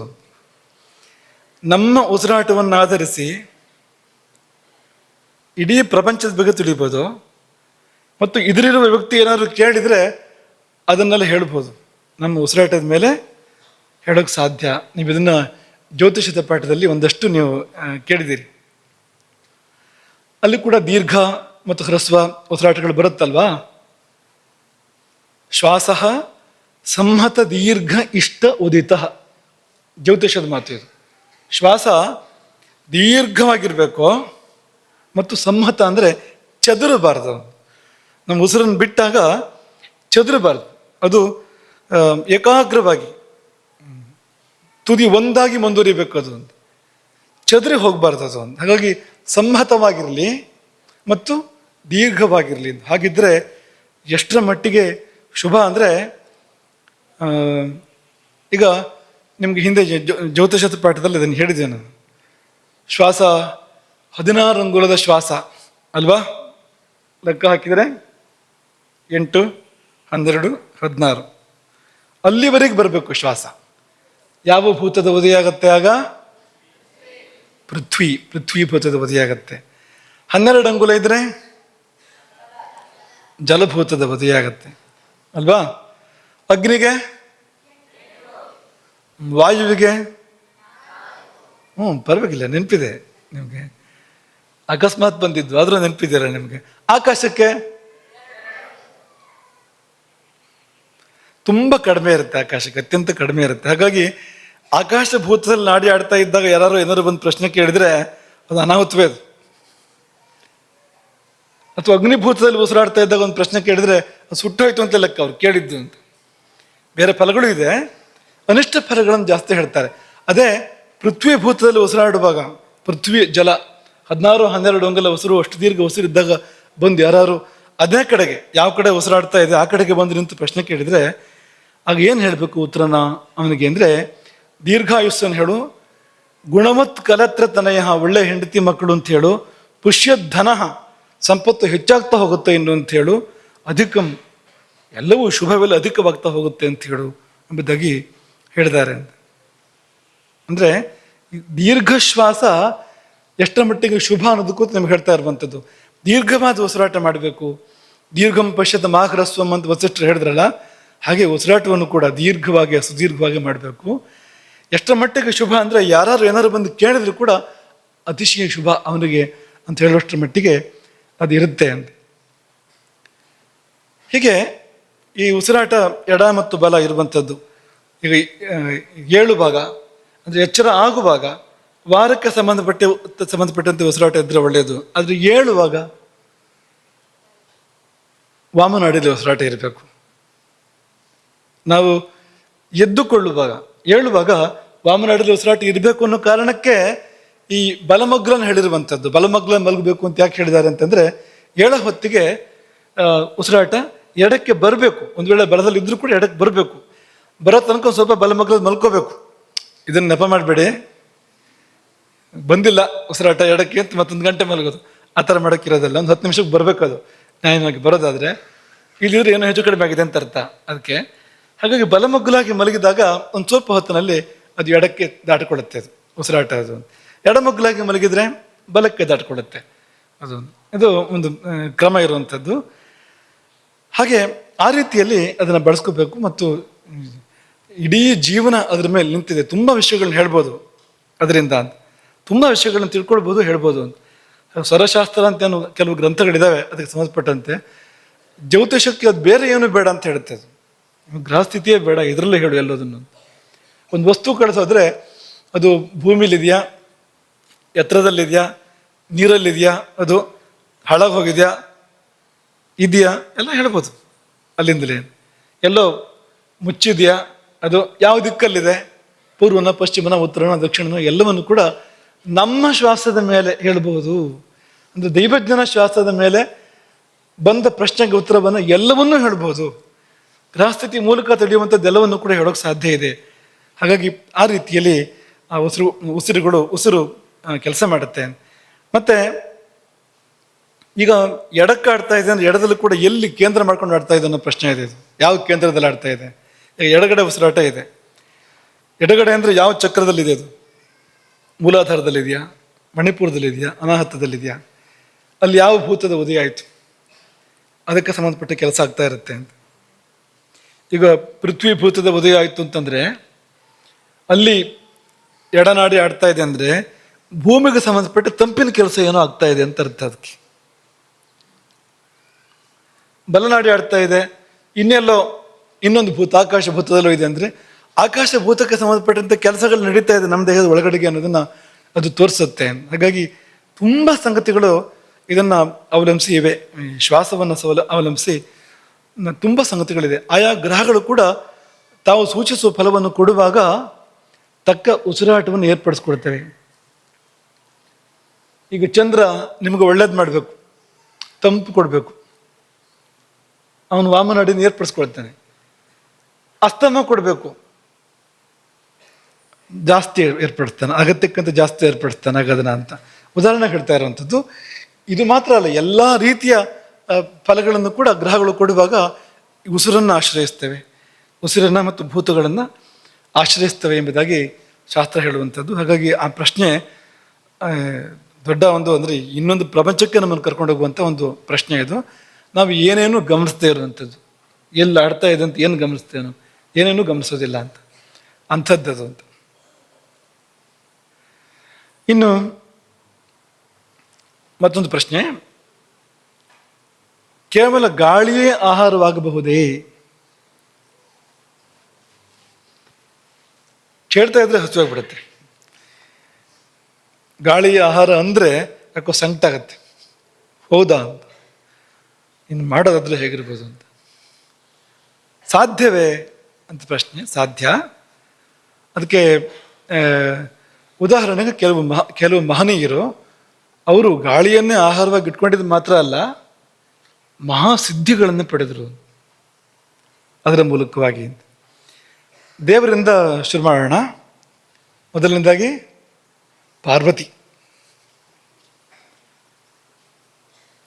ಪಾರ್ವತಿ ಶಿವನನ್ನು ಪಡಿಬೇಕು ಅಂತ ತಪಸ್ಸು ಮಾಡಿದರು ಅಲ್ವಾ? ಯಾಕೆ ಶಿವನನ್ನು ಪಡಿಬೇಕು ಪಾರ್ವತಿ? ಅದು ಹೊಸದಲ್ಲ, ಅದು ಸತಿಯೇ ತಾನೇ ಪಾರ್ವತಿಯಾಗಿ ಹುಟ್ಟು ಬಂದಿರುವಂಥದ್ದು. ಅವಳದ್ದವಳಿಗೆ ಬೇಕು ಅಂತಷ್ಟೇ ಹೊರತು ಹೊಸ ವಿಷಯ ಏನೂ ಇಲ್ಲ. ಆದರೆ ಕೆಲವು ಸತಿ ನಮಗೆ ಬೇಕು ಅಂದ್ರೂ ಕೂಡ ತುಂಬ ಕಷ್ಟಪಡಬೇಕಾಗತ್ತೆ. ನಮ್ಮದನ್ನು ನಾವು ಪಡ್ಕೊಳ್ಬೇಕು ಅಂದ್ರೂ ಕೂಡ ತುಂಬ ಕಷ್ಟಪಡಬೇಕಾಗತ್ತೆ. ಲೌಕಿಕವಾಗಿ ತಗೊಂಡು ಹೇಳೋದಾದ್ರೆ, ದೇವರಿಗೆಲ್ಲ ಅನ್ವಯ ಮಾಡಬೇಡಿ ಇದನ್ನ. ಹೋಗ್ಬೇಡ ಅಂತಂದ ಶಿವ ದಕ್ಷ ಯಜ್ಞಕ್ಕೆ ಅಲ್ವಾ? ಹೋಗ್ಬೇಡ ಅಂತಂದ ಶಿವ. ಆದರೂ ಹೋಗೇ ಬಿಟ್ಲು ಸತಿ ಅಲ್ವಾ? ಒಂಚೂರು ಅಂತರ ಬಂತು ಅಲ್ಲಿ. ಮತ್ತೆ ಸರಿಯಾಗಬೇಕು ಅಂದರೆ ಇಷ್ಟು ತಪಸ್ಬೇಕಾಗತ್ತೆ ಅದಕ್ಕೆ ಅಂತ. ಮತ್ತೆ ಹುಟ್ಟು ಬರಬೇಕಾಗತ್ತೆ ನೋಡಿ ಅಂತ, ಅದು ಸರಿಯಾಗಬೇಕು ಅಂದರೆ ಅಂತ. ಹಾಗೆ ಆಕೆ ಹಿಮಾಲಯನ ಮಗಳಾಗಿ ಹುಟ್ಟಿ ಬಂದಳು, ಗೌರಿಯಾಗಿ.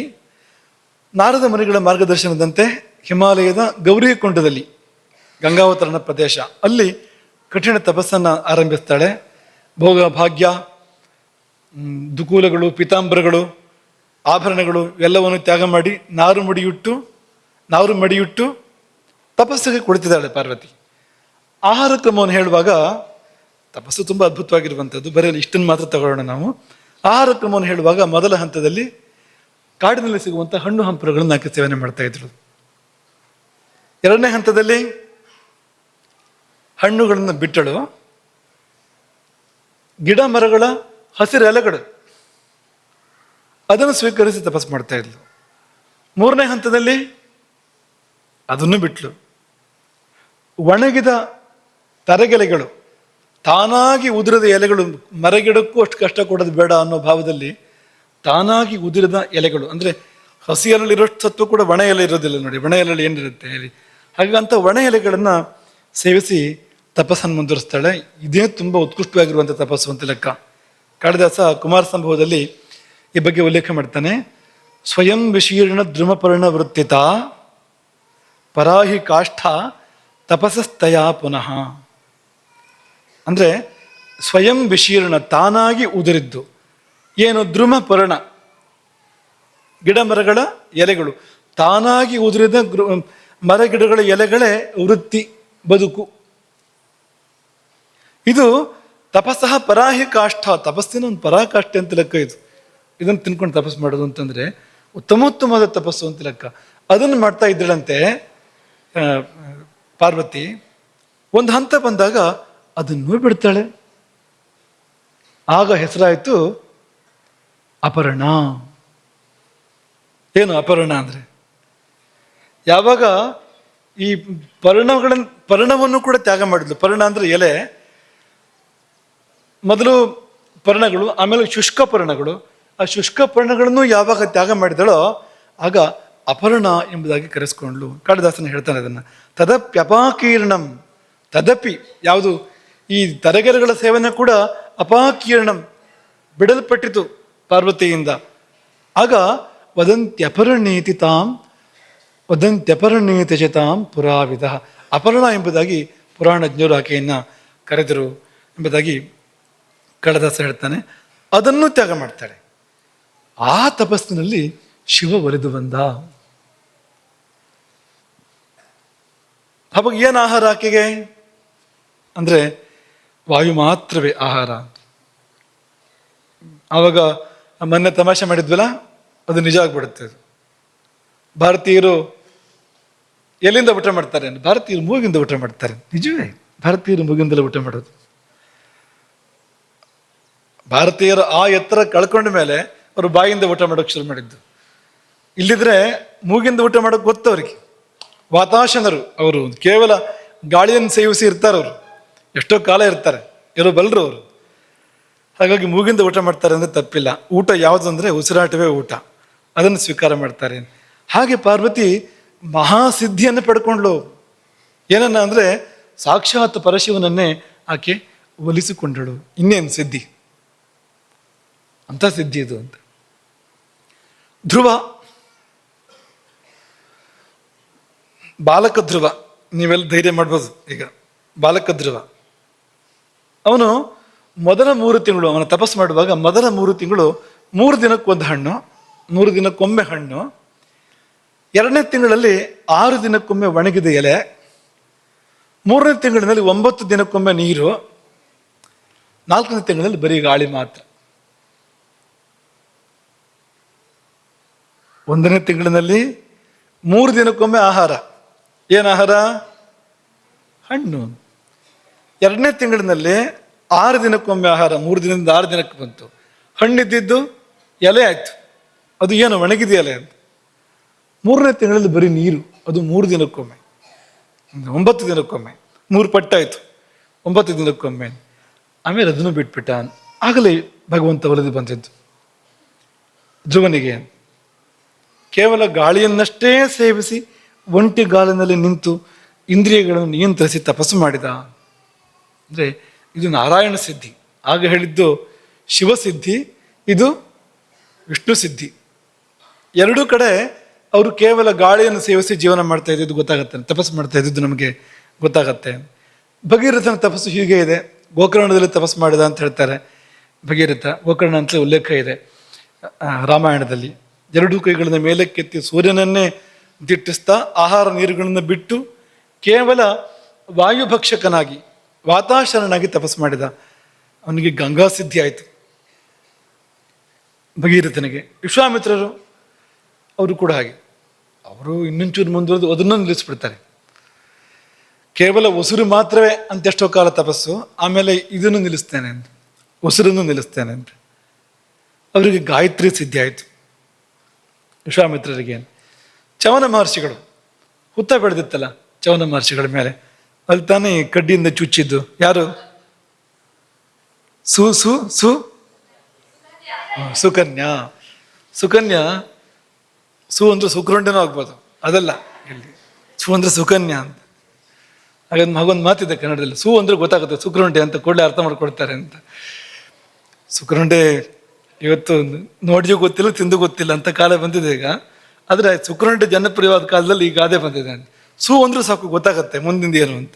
ಏನು ಮುಂದಿನ ಸುಕ್ರುಂಡೆ ಅಂತ, ಅದಲ್ಲ ಸುಕನ್ಯಾ ಅಂತ.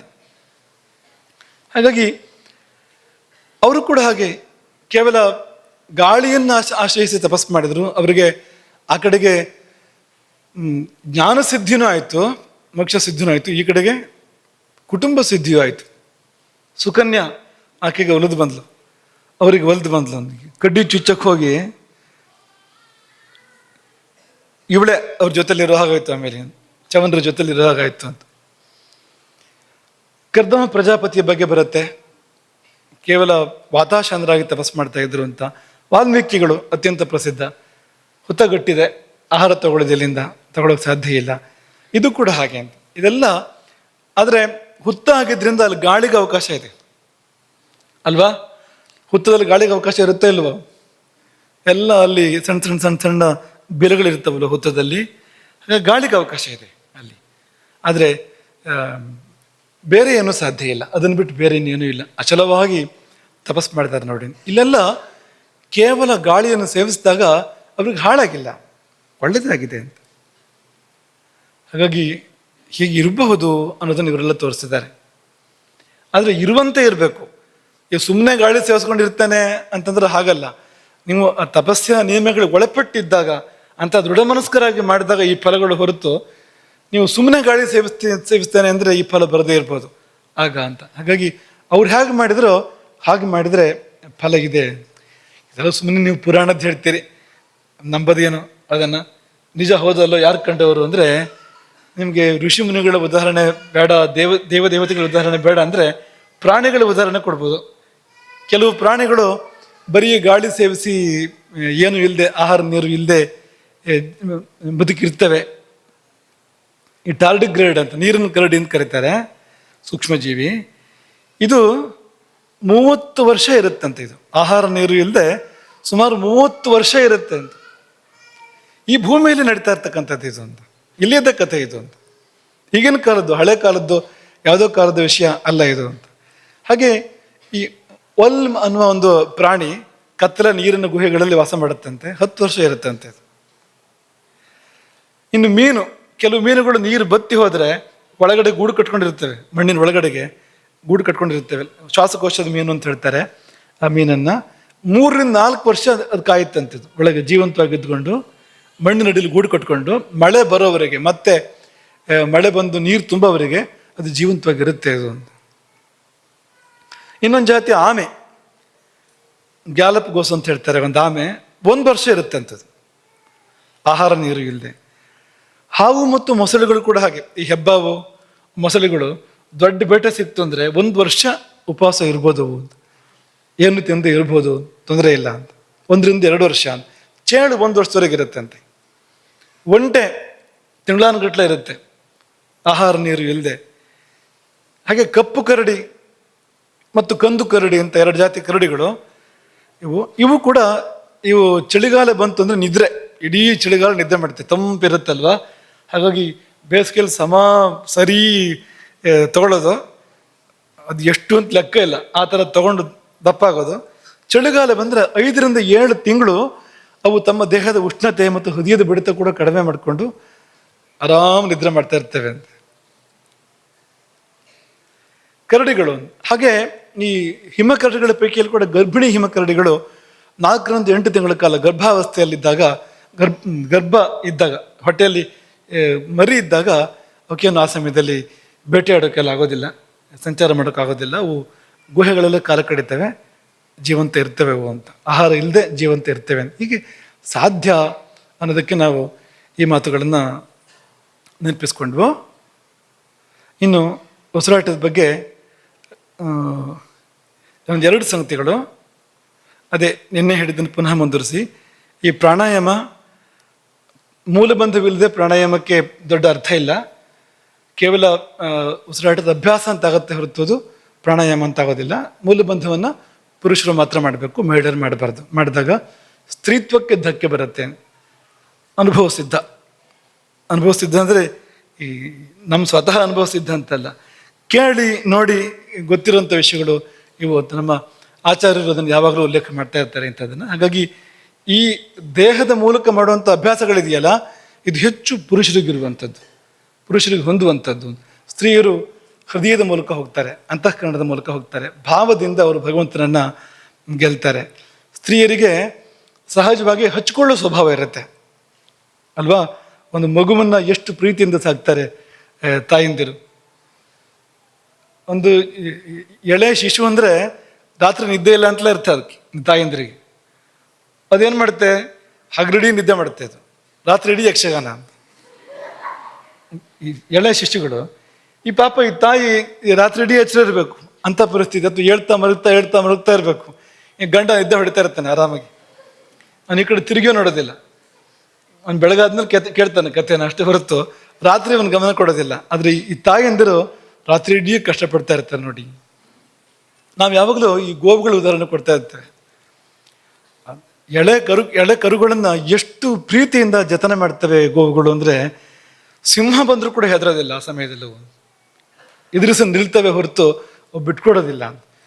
ಸಿಂಹ ಬರೋ ವಿಷಯ ಆಗಿರಲಿ, ನೀವೆಲ್ಲ ಹೋದ್ರೂ ಕೂಡ ಬಸ್ ಕೋಪ ಮಾಡ್ತೇವೆ. ಯಾಕೆಂದ್ರೆ ನನ್ನ ಕರು ಅಂತ ಹಚ್ಕೊಳ್ಳೋದು, ಆ ವಾತ್ಸಲ್ಯ ಭಾವ ಆ ಮಟ್ಟದಲ್ಲಿದೆ ನೋಡಿ.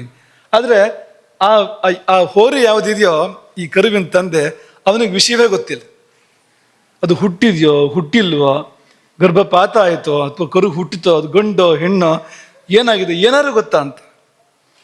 ಇಷ್ಟ ಅಲ್ಲದೆ ಹೋದ್ರೂ ಮನುಷ್ಯರಲ್ಲಿ ಸ್ವಲ್ಪ ಇದ್ರ ಭಾಗ ಈ ಅಂಶ ಇದ್ದೇ ಇದೆ ಅಂತ. ಪುರುಷಸ್ತು ಪುಷ್ಕರ ಫಲಾಶವ ನಿರ್ಲಿಪ್ತ ಅಂತ ಸಾಂಖ್ಯ. ಈ ಪುರುಷರು ಅಂದರೆ ನಿರ್ಲಿಪ್ತರು ಜಾಸ್ತಿ, ಅವ್ರಿಗೆ ಅಂಟಿಲ್ಲ. ಈ ಹೆಂಗಸರಿಗೆ ಜಾಸ್ತಿ ಅಂಟಿದೆ ಅಂತ. ಒಂದು ವೇಳೆ ಪುರುಷರಿಗೆ ತುಂಬ ಅಂಟಿದ್ರೆ ಅವರಲ್ಲಿ ಸ್ತ್ರೀ ಧರ್ಮ ಇದೆ ಅಂತ ಅರ್ಥ. ಅದರಿಂದ ಹಾಗಾಗ್ತಾ ಇದೆ ಅಂತ. ಇರಬೇಕಾಗಿದ್ದು ಮನೆ, ಮಕ್ಕಳು, ಗಂಡ, ಕುಟುಂಬ ಇದೆಲ್ಲ ಇರುವಂಥದ್ದು ಹೆಣ್ಣು ಮಕ್ಕಳಿಗೆ. ಇದೇ ಭಾವದಿಂದ ಅವರು ಮೋಕ್ಷವನ್ನು ಸೇರ್ತಾರೆ. ಇದೇ ಭಾವ ಶ್ರೀಪತಿಯ ಕುರಿತು ಬಂದರೂ ಮೋಕ್ಷವನ್ನು ಸೇರ್ತಾರೆ. ಪತಿಯ ಬಗ್ಗೆ ಬಂದರೂ ಕೂಡ, ಅವನ ಎಂಥವನೇ ಆಗಲಿ ಬಂತು ಅಂದರೂ ಕೂಡ ಅವರಿಗದು, ಅವನ ಎಂಥವನೇ ಆಗಲಿ ಇವರು ಮೇಲಕ್ಕೆ ಹೋಗೋದಕ್ಕೆ ಕಾರಣ ಆಗುತ್ತೆ, ಇವರು ಊರ್ಧ್ವಗತಿಯನ್ನು ಹೊಂದುತ್ತಾರೆ ಅಂತ. ಹಾಗಾಗಿ ಅವರಿಗೆ ಸಹಜವಾಗಿ ಆಗತ್ತೆ ಇದೆಲ್ಲ. ಪುರುಷರು ಪ್ರಯತ್ನ ಪಟ್ಟು ಮಾಡಬೇಕು. ವ್ಯತ್ಯಾಸ ಏನಂದರೆ, ಈ ದೈಹಿಕವಾದ ಈ ಅಭ್ಯಾಸಗಳನ್ನು ಪುರುಷರು ಪ್ರಯತ್ನಪೂರ್ವಕ ಮಾಡಬೇಕು, ಸ್ತ್ರೀಯರಿಗೆ ಅದು ತಾನೇ ಆಗಬೇಕು ಅನ್ನೋದು ಒಂದು ಇಲ್ಲಿ ಸೂಕ್ಷ್ಮ. ಹಾಗಂತ ಇದಕ್ಕೆ ಅಪವಾದ ಇದೆ.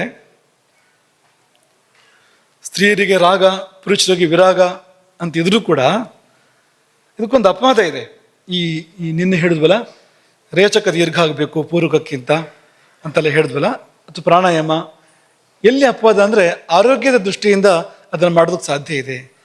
ಈಗ ಉದಾಹರಣೆಗೆ, ರೇಚಕ ಜಾಸ್ತಿಯಾಗಿ ಪೂರ್ವಕ ಕಡಿಮೆ ಆಯಿತು ಅಂದರೆ ನಾವು ಉಸಿರನ್ನು ತಗೊಳ್ತೇವೆ, ಪೂರ್ವಕ ಅದು ದೀರ್ಘ, ಬಿಡ್ತೇವೆ ಅದು ರೇಚಕ, ಅದು ಹ್ರಸ್ವ. ಇದು ನಡೀತಾ ಇರುವಂಥದ್ದು. ಈಗ ಇದನ್ನು ಹಿಂದೆ ಮುಂದೆ ಮಾಡಿ ರೇಚಕವನ್ನು ದೊಡ್ಡದು ಮಾಡಿ, ಅದು ಬಿಡೋ ಉಸಿರು ಜಾಸ್ತಿ ಇದೆ, ಉಸಿರು ಅಷ್ಟೇ ಇರುತ್ತೆ, ಸಮಯ ಜಾಸ್ತಿ ಇದೆ, ಬಿಡೋ ಸಮಯ ಜಾಸ್ತಿ ಇದೆ, ತಗೊಳ್ಳೋ ಸಮಯ ಕಡಿಮೆ ಇದೆ. ಹೀಗೆ ಮಾಡಿಕೊಂಡ್ರೆ ತುಂಬ ಈಗ ಸ್ಥೌಲ್ಯ ಇದೆ ಅಂತ ಅಂದ್ಕೊಳ್ಳಿ, ದಪ್ಪ ಇದ್ದಾರೆ ಯಾರಾದರೂ, ಅವರು ಸಫರ್ ಆಗಬೇಕು ಅಂದರೆ ಇದನ್ನು ಮಾಡಬಹುದು. ನಿಮ್ಮಷ್ಟಕ್ಕೆ ಮಾಡಬೇಡಿ, ಯಾವುದನ್ನು ವೈದ್ಯರ ಸಲಹೆ, ಸರಿಯಾದ ಮಾರ್ಗದರ್ಶಕರು ಬೇಕು. ಅದು ಮಾತ್ರ ನೆನ್ಪಿಟ್ಕೊಳ್ಳಿ. ಪ್ರತಿ ವಿಷಯದಲ್ಲೂ ಕೂಡ ಸ್ವಯಂ ಸಾಧನೆಗೆ ಗುರುವಿಲ್ಲದೆ ಹೋಗಬಾರ್ದು. ಸಾಧನೆಗೆ ಯಾವಾಗಲೂ ಚೆನ್ನಾಗಿ ನೆನ್ಪಿಟ್ಕೊಳ್ಳಿ. ಪುಸ್ತಕದ ಸಾಧನೆ ಅಥವಾ ಎಲ್ಲೋ ಕೇಳಿ ಮಾಡೋ ಸಾಧನೆ ಎಲ್ಲ ಅದಕ್ಕೆ ಇದು ಬೇಕು, ಗುರುವಿನ ಮಾರ್ಗದರ್ಶನ ಬೇಕಾಗತ್ತೆ. ಉದಾಹರಣೆ ಸ್ಥೌಲ್ಯ ಅಂತ ಬಂದರೆ ದಪ್ಪ ಆಗುವಂಥದ್ದು, ಅದನ್ನು ಕಡಿಮೆ ಮಾಡೋದಕ್ಕೆ ಈ ರೇಚಕವನ್ನು ಬಳಸ್ತಾರೆ, ರೇಚಕದ ದೈರ್ಘ್ಯವನ್ನು ಬಳಸ್ತಾರೆ. ಅದರಿಂದ ಕಡಿಮೆ ಮಾಡೋಕ್ಕೆ ಸಾಧ್ಯ ಇದೆ. ಇದನ್ನ ಯಾಕೆ ಹೇಳಿದ್ರು ಅಂದರೆ, ನೀವು ಸರಿ ಇದ್ದೀರಿ ಅಂತ ಅಂದ್ಕೊಳ್ಳಿ, ನೀವು ರೇಚಕ ಜಾಸ್ತಿ ಮಾಡಿ ಸುಮ್ಮನೆ ಮತ್ತು ಕಡ್ಡಿತರ ಆಗಬೇಡಿ ಅಂತ. ಈಗ ಸ್ಥೌಲ್ಯವನ್ನು ಕಡಿಮೆ ಮಾಡುತ್ತೆ ಅಂದರೆ, ಆಗ ಸರಿ ಇದ್ದಾಗ ಮಾಡಿದ್ರೆ ಏನಾಗುತ್ತೆ, ಹೆಣ್ಮಕ್ಳ ಮೇಲೆ ಪರಿಣಾಮ ಬೇರೆ ಇರ್ಬೋದು ಇದರದ್ದು ಅನ್ನೋದನ್ನು ನಾವು ಜಾಗೃತಿಯಿಂದ ಗಮನಿಸ್ಕೋಬೇಕು, ಹುಷಾರಾಗಿರಬೇಕು ಆ ವಿಷಯದಲ್ಲಿ. ಭಾವದಿಂದ ಅದಕ್ಕೇನು ಬೇರೆ ಬೇರೆ ಸಾಧನಗಳು ಕೂಡ ಇದೆ. ಅದರ ಪ್ರಧಾನ ರಾಜಮಾರ್ಗ ಯಾವುದು ಅಂದರೆ ಭಾವ. ಹೆಣ್ಣು ಮಕ್ಕಳಿಗೆ ಆ ಭಾವದಿಂದ ಅವರು ಎಲ್ಲಿಗೂ ಕೂಡ ಹೋಗ್ತಾರೆ ಅಂಥ ಉದಾಹರಣೆಗಳನ್ನು ಕಾಣ್ತೇವೆ. ಮೀರ ಅಂದರೆ ಏನು ಅಂದರೆ ಭಾವ ಅಂತ, ಸಮುದ್ರದಂಥ ಭಾವ ಅಂತ, ಸಮುದ್ರ ಸದೃಶ್ಯವಾದ ಭಾವ ಅದು ವೀರ ಅಂದರೆ ಅಂಥ ಭಾವ ಅಂತ. ಅಥವಾ ಗೋಪಿಯರು ಅಂದರೆ ಏನದು ಭಾವ ಅಂತ. ಬ್ರಾಹ್ಮಣ ಪತ್ನಿಯರ ಬಗ್ಗೆ ನಾವು ಕೇಳ್ತೇವೆ ಭಾಗವತದಲ್ಲಿ. ಕೃಷ್ಣ ಕಳಿಸ್ಕೊಡ್ತಾನೆ, ಹಸುವಾಗತ್ತೆ ಎಲ್ಲ ಗೋಪಾಲಕರಿಗೆಲ್ಲ, ಬೇಕು ಅಂತ ಹಸು ಮಾಡಿಸಿರೋದು ಕೃಷ್ಣನೇ. ಕಳಿಸ್ಕೊಡ್ತಾನೆ, ಯಜ್ಞ ನಡೀತಾ ಇದೆ ಹತ್ತಿರದಲ್ಲೇ, ಬ್ರಾಹ್ಮಣೋತ್ತಮರು ಇರ್ತಾರೆ ಅಲ್ಲಿ. ಅವರಲ್ಲಿ ಹೋಗಿ ಕೇಳಿ, ಕೃಷ್ಣ ಬಲರಾಮರಿಗೆ ಊಟ ಬೇಕಂತೆ ಕೊಡಿ ಅಂತ ಕೇಳಿ, ಕೊಟ್ಟರೆ ತಗೊಂಡು ಬನ್ನಿ ಅಂತ ಹೋಗಿ ಕೇಳಿದ್ರೆ ಅವರು ಹ್ಞೂ ಅಂತಲೂ ಹೇಳಿಲ್ವಂತೆ, ಹ್ಞೂ ಅಂತೂ ಹೇಳಿಲ್ಲ, ಮಾತಾಡಿಲ್ವಂತೆ. ಇದು ಮೌನಂ ಸಮ್ಮತಿ ಲಕ್ಷಣಮಲ್ಲ, ಅಸಮ್ಮತಿ ಲಕ್ಷಣ ಅಂತ, ಕೊಡೋದಿಲ್ಲ ಅಂತ ಅರ್ಥ. ಅದಕ್ಕೆ ವಾಪಸ್ ಬಂದು ನಿರಾಶೆಯಿಂದ ಕೃಷ್ಣನ ಬಳಿ ಹೇಳ್ತಾರೆ, ಏನೂ ಮಾತೇ ಆಡಲಿಲ್ಲ, ಹೂನು ಹೇಳಲಿಲ್ಲ, ಹೂನು ಹೇಳಲಿಲ್ಲ, ಊಟ ಕೊಡಲಿಲ್ಲ ನಮಗೆ. ಆಗ ಇನ್ನೊಂದ್ಸತಿ ಹೋಗಿ ಬ್ರಾಹ್ಮಣ ಪತ್ನಿಯರು ಇರ್ತಾರೆ ಅಲ್ಲಿ, ಅವ್ರನ್ನ ಕೇಳಿ ಅವ್ರು ಕೊಡ್ತಾರೆ ಅಂತ. ಮೊದಲನೇ ಸರಿ ಕೊಟ್ಟರೆ ತಗೊಂಡು ಬನ್ನಿ ಅಂತ, ಎರಡನೇ ಸರಿ ಕೊಡ್ತಾರೆ ತಗೊಂಡು ಬನ್ನಿ ಅಂತ. ಅಂದ್ರೆ ಕೃಷ್ಣನಿಗಿರೋ ಭರವಸೆ, ಸ್ತ್ರೀಯರ ಮೇಲೆ ಕೃಷ್ಣನಿಗಿದ್ದ ಭರವಸೆ ಹೇಗೆ ಅಂದರೆ ಹೀಗೆ ಅಂತ. ಈ ಗೋಪಾಲಕರು ಹೋಗಿ ಬ್ರಾಹ್ಮಣ ಪತ್ನಿಯರನ್ನು ಕೇಳ್ತಾರೆ, ಕೃಷ್ಣ ಬಲರಾಮರು ಹತ್ತಿರದಲ್ಲೇ ಇದ್ದಾರೆ, ಅವ್ರಿಗೆ ಹಸುವಾಗಿದೆ, ನಮಗೂ ಎಲ್ಲ ಹಸುವಾಗಿದೆ, ನಿಮ್ಮ ಹತ್ರ ಊಟ ಕೇಳಿದ್ದಾರೆ, ಅವರು ಊಟ ಕೊಡ್ಬೇಕಂತೆ. ಅಂದರೆ ಅವರು ಊಟ ತಗೊಂಡು, ಸಿದ್ಧವಾದ ಊಟವನ್ನು ತಗೊಂಡು ಧಾವಿಸ್ತಾರೆ ಕೃಷ್ಣ ಬಲರಾಮರ ಕಡೆಗೆ. ಅವ್ರು ಕೊಟ್ಟು ಕಳಿಸಿದ್ರೆ ಸಾಕಿತ್ತು, ಅವರೇ ಧಾವಿಸ್ತಾರೆ. ಆಗ ಅವರ ಪತಿಗಳು, ಪುತ್ರರು ಅಥವಾ ಸೋದರರು ತಡೆದ್ರಂತೆ. ಈಗೆಲ್ಲ ಹೋಗೋ ಹಾಗೆಲ್ಲ, ಯಜ್ಞ ಬೇರೆ ನಡೀತಾ ಇದೆ ಅಲ್ಲಿ, ಪತ್ನಿ ಇಲ್ಲದೆ ಯಜ್ಞ ಪೂರ್ಣ ಆಗೋದಿಲ್ಲ, ಹೋಗೋ ಹಾಗಿಲ್ಲ ಅಂತ ತಡೆದ್ರೆ ಕೇಳಲೇ ಇಲ್ವಂತ. ಹೋಗಿದ್ದ ಖಾತ್ರಿ ಅಂತ. ಕೃಷ್ಣನ ಬಳಿ ಹೋಗಿ ಬಿಟ್ಟು ಬಂದುವು ಎಲ್ಲವನ್ನು, ಇನ್ನು ನಾವು ಅಲ್ಲಿ ಹೋಗ್ಬೇಕು ಅಂತೀರ, ನಿನ್ನ ಪಾದವೇ ಗತಿ ಎಂಬುದಾಗಿ ಆಶ್ರಯಿಸ್ತಾರೆ ಅವರು. ಒಬ್ಬರಿಗೆ ಕೃಷ್ಣನಿಂದ ದೊಡ್ಡ ಆಶೀರ್ವಾದ ಸಿಗುತ್ತೆ ಅವರಿಗೆ. ಮತ್ತೆ ಸಂಸಾರಕ್ಕೆ ಕೊಡಿಸ್ತಾನೆ ಕೃಷ್ಣ ಅವರನ್ನು, ಅದು ಬೇರೆ ಮಾತು. ಮಹದನುಗ್ರಹ ಸಿಗುತ್ತೆ ಅವರಿಗೆ. ಆಗ ಈ ಬ್ರಾಹ್ಮಣರೆಲ್ಲ ಹೇಳ್ಕೊಡ್ತಾರೆ, ನಮಗಿಂತ ನಮ್ಮ ಹೆಂಡತಿಯರೇ ವಾಸಿ, ನಾವು ಓದಿದ ಶಾಸ್ತ್ರ ಜಾಸ್ತಿ ಆಯಿತು. ಎಷ್ಟು ಜಾಸ್ತಿ ಆಯಿತು ಅಂದರೆ, ಕೃಷ್ಣನ ಕಂಡಾಗ ನಾವು ಕೃಷ್ಣ ಕೇಳಿದ್ರೆ ಯಜ್ಞ ಮಾಡೋದು ಯಾರ ಸಲುವಾಗಿ, ಹೋಗಿ ಯಾರನ್ನು ಸೇರಬೇಕು, ಅದು ಆ ಹೊತ್ತುಗಳು ಹೋಗಿ ಯಾರನ್ನು ತಲುಪಬೇಕು, ಬ್ರಹ್ಮಾರ್ಪಣ ಬ್ರಹ್ಮಂಗವಿ ಅಂದರೆ ಎಲ್ಲ ಹೋಗಿ ತಲುಪಬೇಕು, ಅವನೇ ಬಂದು ಕೇಳಿದ್ರೆ ಕೊಡ್ಲಿಲ್ವಲ್ಲ ನಾವು ಅಂತ ತಮ್ಮನ್ನು ತಾವು ಹಳಿದುಕೊಳ್ತಾರೆ. ಇವರು ವೇದನ ಓದಿಲ್ಲ, ಶಾಸ್ತ್ರನ ಓದಿಲ್ಲ, ನಮ್ಮ ಥರ ಶೌಚಾಚಾರಗಳನ್ನು ಕೂಡ ಮಾಡೋದಿಲ್ಲ, ಇವ್ರಿಗೆ ಹೇಗಪ್ಪ ಇಂಥ ಬುದ್ಧಿ, ಇಂಥ ಸಂಸ್ಕಾರ ಎಂಬುದಾಗಿ. ಅಲ್ಲಿಯೂ ಕೂಡ ಒಬ್ಬಾಕೆ ಅವ್ರ ಪೈಕಿಯಲ್ಲಿ, ಆಕೆಯನ್ನು ಗಂಡ ಹೋಗ್ಲಿಕ್ಕೆ ಬಿಡಲೇ ಇಲ್ವಂತೆ, ಕೂಡಿ ಹಾಕ್ತಾನೆ, ಹೋಗ್ಲಿಕ್ಕೆ ಬಿಡಲೇ ಇಲ್ಲ ಅಂತ. ಆಕೆ ಅಲ್ಲೇ ಅಸುನೀಗಿದಳು. ಕೃಷ್ಣನಲ್ಲಿ ಮನಸ್ಸನ್ನು ನೆಟ್ಟು ಕೃಷ್ಣನನ್ನು ಸೇರಬೇಕು ಅನ್ನುವ ಒಂದು ಆತುರ ಇದೆಯಲ್ಲ, ಅದನ್ನು ತಡೆಯಲಾರದೆ ಅವಳು ದೇಹವನ್ನು ಬಿಟ್ಟು ಹೋಗಿ ಕೃಷ್ಣನನ್ನು ಸೇರಿದಳು ಎಂಬುದಾಗಿ ಭಾಗವತ ಹೇಳ್ತದೆ ಅಂತ. ಅಂದರೆ ಇಷ್ಟು ತೀವ್ರವಾದ ಭಾವ ಸ್ತ್ರೀಯರ ಸಂಪತ್ತು, ಸ್ತ್ರೀಯರಿಗೆ ಭಗವಂತ ಕೊಟ್ಟ ಆಶೀರ್ವಾದ ಅಂತ. ಹಾಗಾಗಿ ಈ ಶ್ರಮಗಳು, ಮೂಲಬಂಧ, ಪ್ರಾಣಾಯಾಮ, ಈ ಶ್ರಮಗಳು ಅವರಿಗೆ ಬೇಕಾಗಿಲ್ಲ. ಹಾಗಂತ ಅವರಿಗೆ ಭಾವದಿಂದ ಅವರು ಆ ರೀತಿ ಏರುವಾಗ, ಅಂತರ್ಮಾರ್ಗದಲ್ಲಿ ಏರುವಾಗ ಅದೆಲ್ಲ ತಾನಾಗಿ ಏರ್ಪಡ್ತಾ ಇರುತ್ತೆ. ಮೂಲ ಬಂಧವೋ, ಉಡ್ಡಾಣ ಬಂಧವೋ, ಜಾಲಂಧರ ಬಂಧವೋ ಅಥವಾ ಉಸಿರಾಟದ ಗತಿಗಳೋ ಎಲ್ಲವೂ ಏನೇನಾಗಬೇಕೋ ಎಲ್ಲವೂ ತಾನಾಗಿ ಆಗ್ತಾ ಇರ್ತವೆ. ಹಾಗಾಗಿ ಅವರು ಆಯ್ತಾ ಇಲ್ವೋ ನೋಡ್ಕೊಂಡ್ರೆ ಸಾಕು, ನೋಡ್ಕೊಳ್ಬೇಕು ಅಂತಲೂ ಇಲ್ಲ, ತಾನಾಗಿರುತ್ತೆ. ಅದು ಪುರುಷರು ಪ್ರಯತ್ನಪೂರ್ವಕವಾಗಿ ಅದನ್ನು ಸಾಧನೆ ಮಾಡಬೇಕು ಅನ್ನೋ ಅಂತರವನ್ನು ಗಮನಿಸಬೇಕು. ಅವ್ರಿಗೆ ಹೇಳಿದ್ದನ್ನು ಇವರು ಮಾಡಿದಾಗ ಸಿದ್ಧಿಯ ಬದಲಿಗೆ ಸಮಸ್ಯೆ ಬರ್ಬೋದು, ಅದನ್ನು ಕೂಡ ನಾವು ಜೋಪಾನ ಮಾಡಬೇಕು ಆ ವಿಷಯದಲ್ಲಿ ಅಂತ. ಇನ್ನು ಕೊನೆಯದಾಗಿ ಈ ಉಸಿರಾಟದ ಪ್ರಕರಣ ಮುಕ್ತಾಯ ಮಾಡೋದಕ್ಕಿಂತ ಮುಂಚೆ ಒಂಚೂರು ಕ್ಲಿಷ್ಟ ಪ್ರಕ್ರಿಯೆ ಇದು. ಆದರೆ ರಾಮಭದ್ರಾಚಾರ್ಯರು ಯಾವಾಗಲೂ ಹೇಳ್ತಾ ಇದ್ರು ಅದನ್ನು, ಹಾಗಾಗಿ ಅದನ್ನು ಒಂದ್ಸಲ ನಿಮ್ಮ ಮುಂದೆ ಹೇಳಿ ಮತ್ತೆ ಮುಂದುವರಿತೇವೆ. ವಾತಾಸನದಿಂದ ಅನ್ನಕ್ಕೆ ಮುಂದುವರಿಯೋಣ. ಹಂಸಃ ಅನ್ನೋದು ಸೋಹಂ ಆಗತ್ತೆ, ಸೋಹಂ ಓಂ ಆಗತ್ತೆ. ಹೇಗಾಗತ್ತೆ ಅಂದರೆ ನಮ್ಮ ಈಗಿನ ಉಸಿರಾಟ ಹೇಗಿದೆ ಅಂತಂದರೆ, ಹಂ ಸಹ ಅನ್ಬೇಕಾದ್ರೆ ಅದರಲ್ಲಿ ಹಕಾರೇಣ ಬಹಿರ್ಯಾತಿ ಸಕಾರೇಣ ವಿಷಯತ್ ಪುನಃ ಅಲ್ವಾ. ಹಂ ಅಂದರೆ ಅಥವಾ ಹ ಅಂದರೆ ಹಕಾರ ಏನನ್ನು ಹೇಳ್ತಾ ಇದೆ? ಬಹಿರ್ಯಾತಿ, ಹೊರಗೆ ಹೋಗ್ತಾ ಇದೆ, ಪ್ರಾಣವನ್ನು ಹೇಳ್ತಾ ಇದೆ ಈ ಪೂರ್ವ ಭಾಗ. ಸ ಅನ್ನೋದು ಉಸಿರು ಒಳಗೆ ತಗೊಳ್ತೀವಲ್ಲ ಅದನ್ನು ಹೇಳ್ತಾ ಇದೆ. ಪ್ರಾಣ ಅಪಾನ, ಉಚ್ಛ್ವಾಸ ನಿಶ್ವಾಸ. ಉಚ್ಛ್ವಾಸ ಹಂ, ನಿಶ್ವಾಸ ಹಂ, ಉಚ್ಛ್ವಾಸ ಸಹ. ಉಸಿರನ್ನು ಬಿಡೋದು ಹಂ, ತಗೊಳ್ಳೋದು ಸಹ. ಹೀಗಿದೆ ಅಲ್ವಾ? ಇದು ಹಿಂದೆ ಮುಂದಾಗಬೇಕು. ಹಿಂದೆ ಮುಂದಾಗೋದು ಹೇಗೆ ಅಂತಂದ್ರೆ,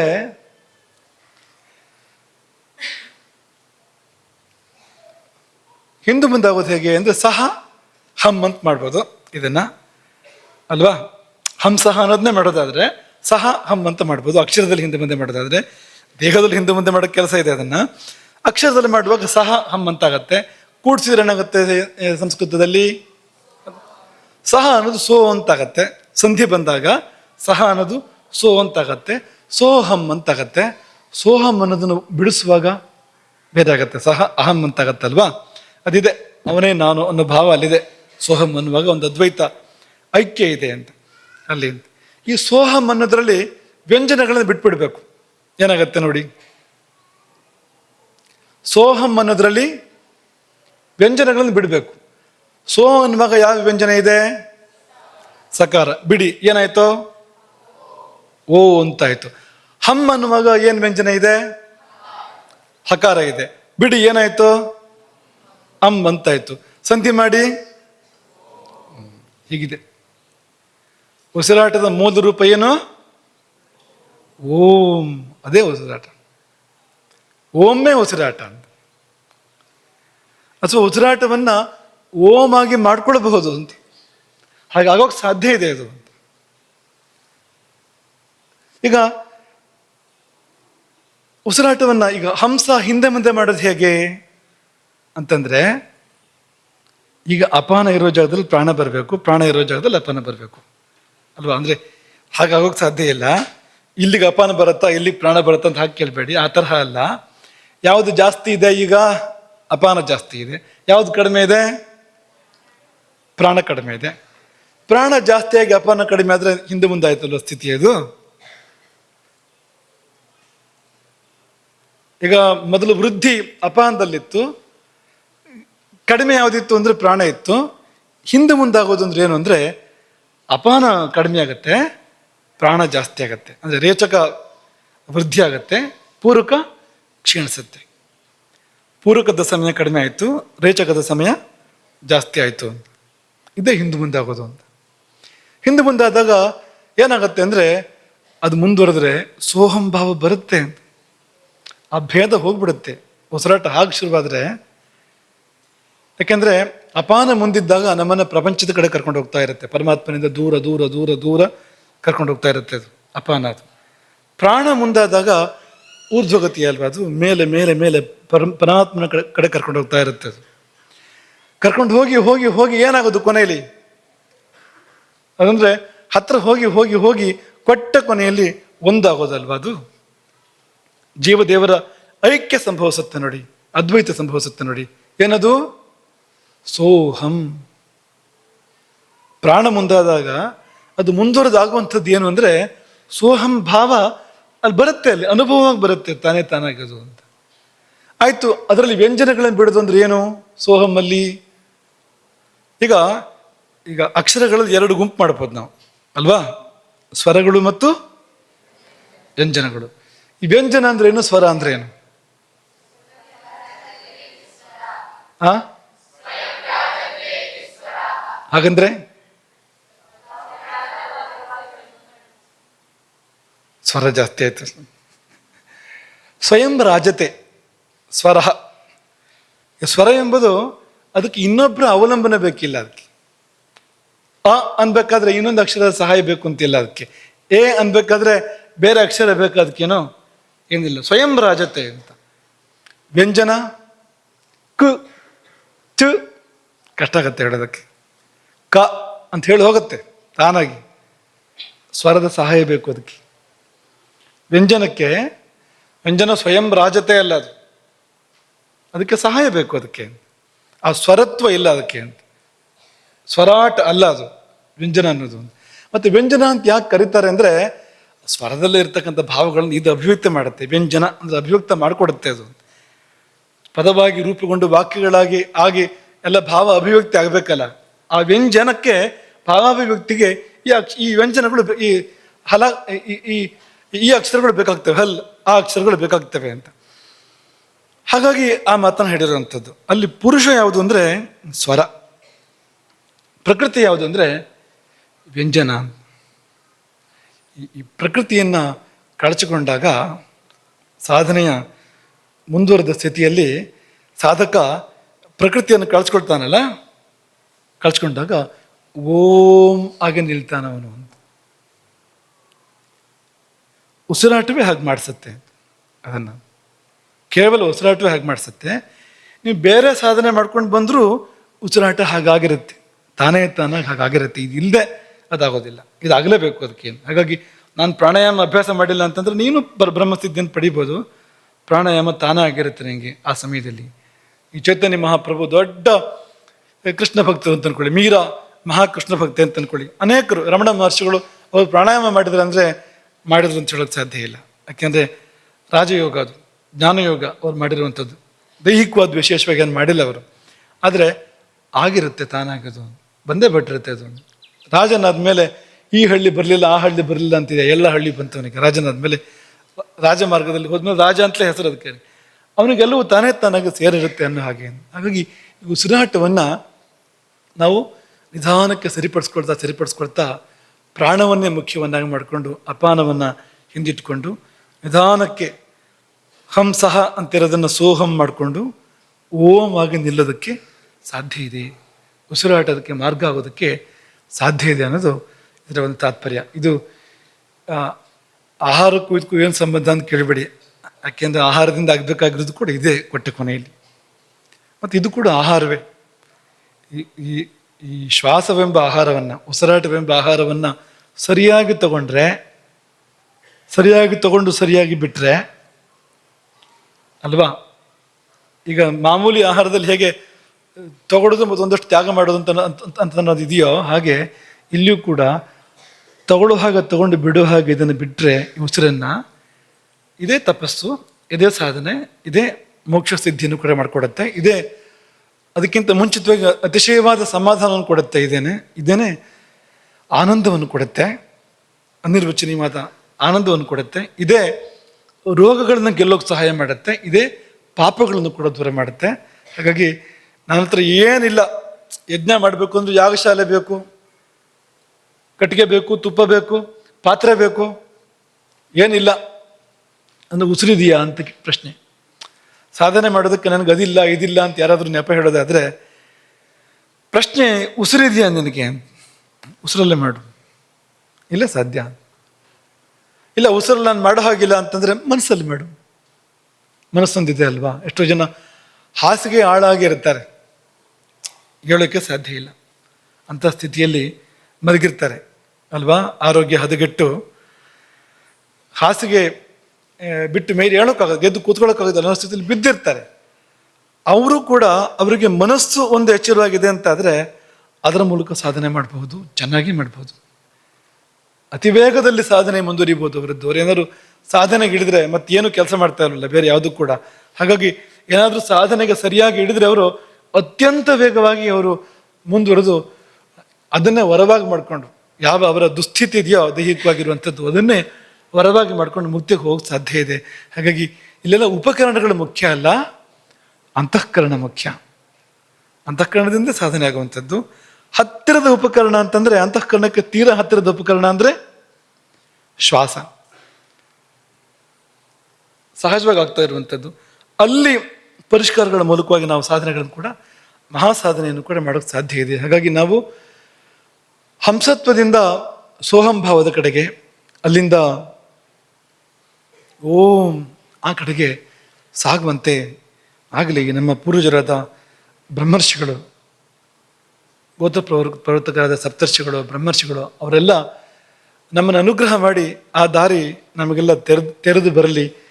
ಮತ್ತು ಲೌಕಿಕವಾಗಿ ಒಂದು ಸಮಾಧಾನ, ಆರೋಗ್ಯ, ಪಾರಲೌಕಿಕವಾಗಿ ಮುಕ್ತಿ ಇದರಿಂದ ಪ್ರಾಪ್ತವಾಗುವಂತಾಗಲಿ ಎಂಬುದಾಗಿ ಹಾರೈಸಿ, ನಾಳೆಯಿಂದ ಅನ್ನ ಅದೇನು ಮಾಡುತ್ತೆ ಅನ್ನೋ ಕಡೆಗೆ ಹೋಗೋಣ. 3ನೇ ಹಂತ ಅದು ಅಮೃತ. ಅಮೃತದಿಂದ ಶ್ವಾಸ, ಶ್ವಾಸದಿಂದ ಅನ್ನ ಅಂತ 3ನೇ ಹಂತದ ಊಟ ಯಾವುದು? 1ನೇ ಹಂತದ ಊಟ ಅಮೃತವೇ. 2ನೇ ಹಂತದ್ದು ಶ್ವಾಸಾಮೃತ. ಒಂದು ಶ್ವಾಸವೂ ಕೂಡ ಅಮೃತವನ್ನು ತಗೊಂಡು ಬರುತ್ತೆ ಅಂತ ಹೇಳಿದ್ವಲ್ಲ, ಶ್ವಾಸಾಮೃತ. 3ನೇದು ಈ ನಾವು ನಿತ್ಯ ಮಾಡುವಂಥ, ಬಾಯಿಯಿಂದ ಮಾಡುವಂಥ ಊಟ, ಆಹಾರ ಪದಾರ್ಥಗಳನ್ನು ಬಳಸಿ ಮಾಡ್ತಕ್ಕಂಥ ಊಟ, ಅದು 3ನೇ ಹಂತದ್ದು. ಅದಕ್ಕೆ ನಾಳೆ ಮುಂದುವರಿಯೋಣ. ಹರೇ ರಾಮ್. ಗೋಕರ್ಣ ಮಂಡಲಾಧೀಶ್ವರ ಶ್ರೀಮದ್ ಜಗದ್ಗುರು ಶಂಕರಾಚಾರ್ಯ ಶ್ರೀ ಶ್ರೀ ರಾಘವೇಶ್ವರ ಭಾರತೀ ಸ್ವಾಮಿ ಮಹಾರಾಜ್ ಕೀ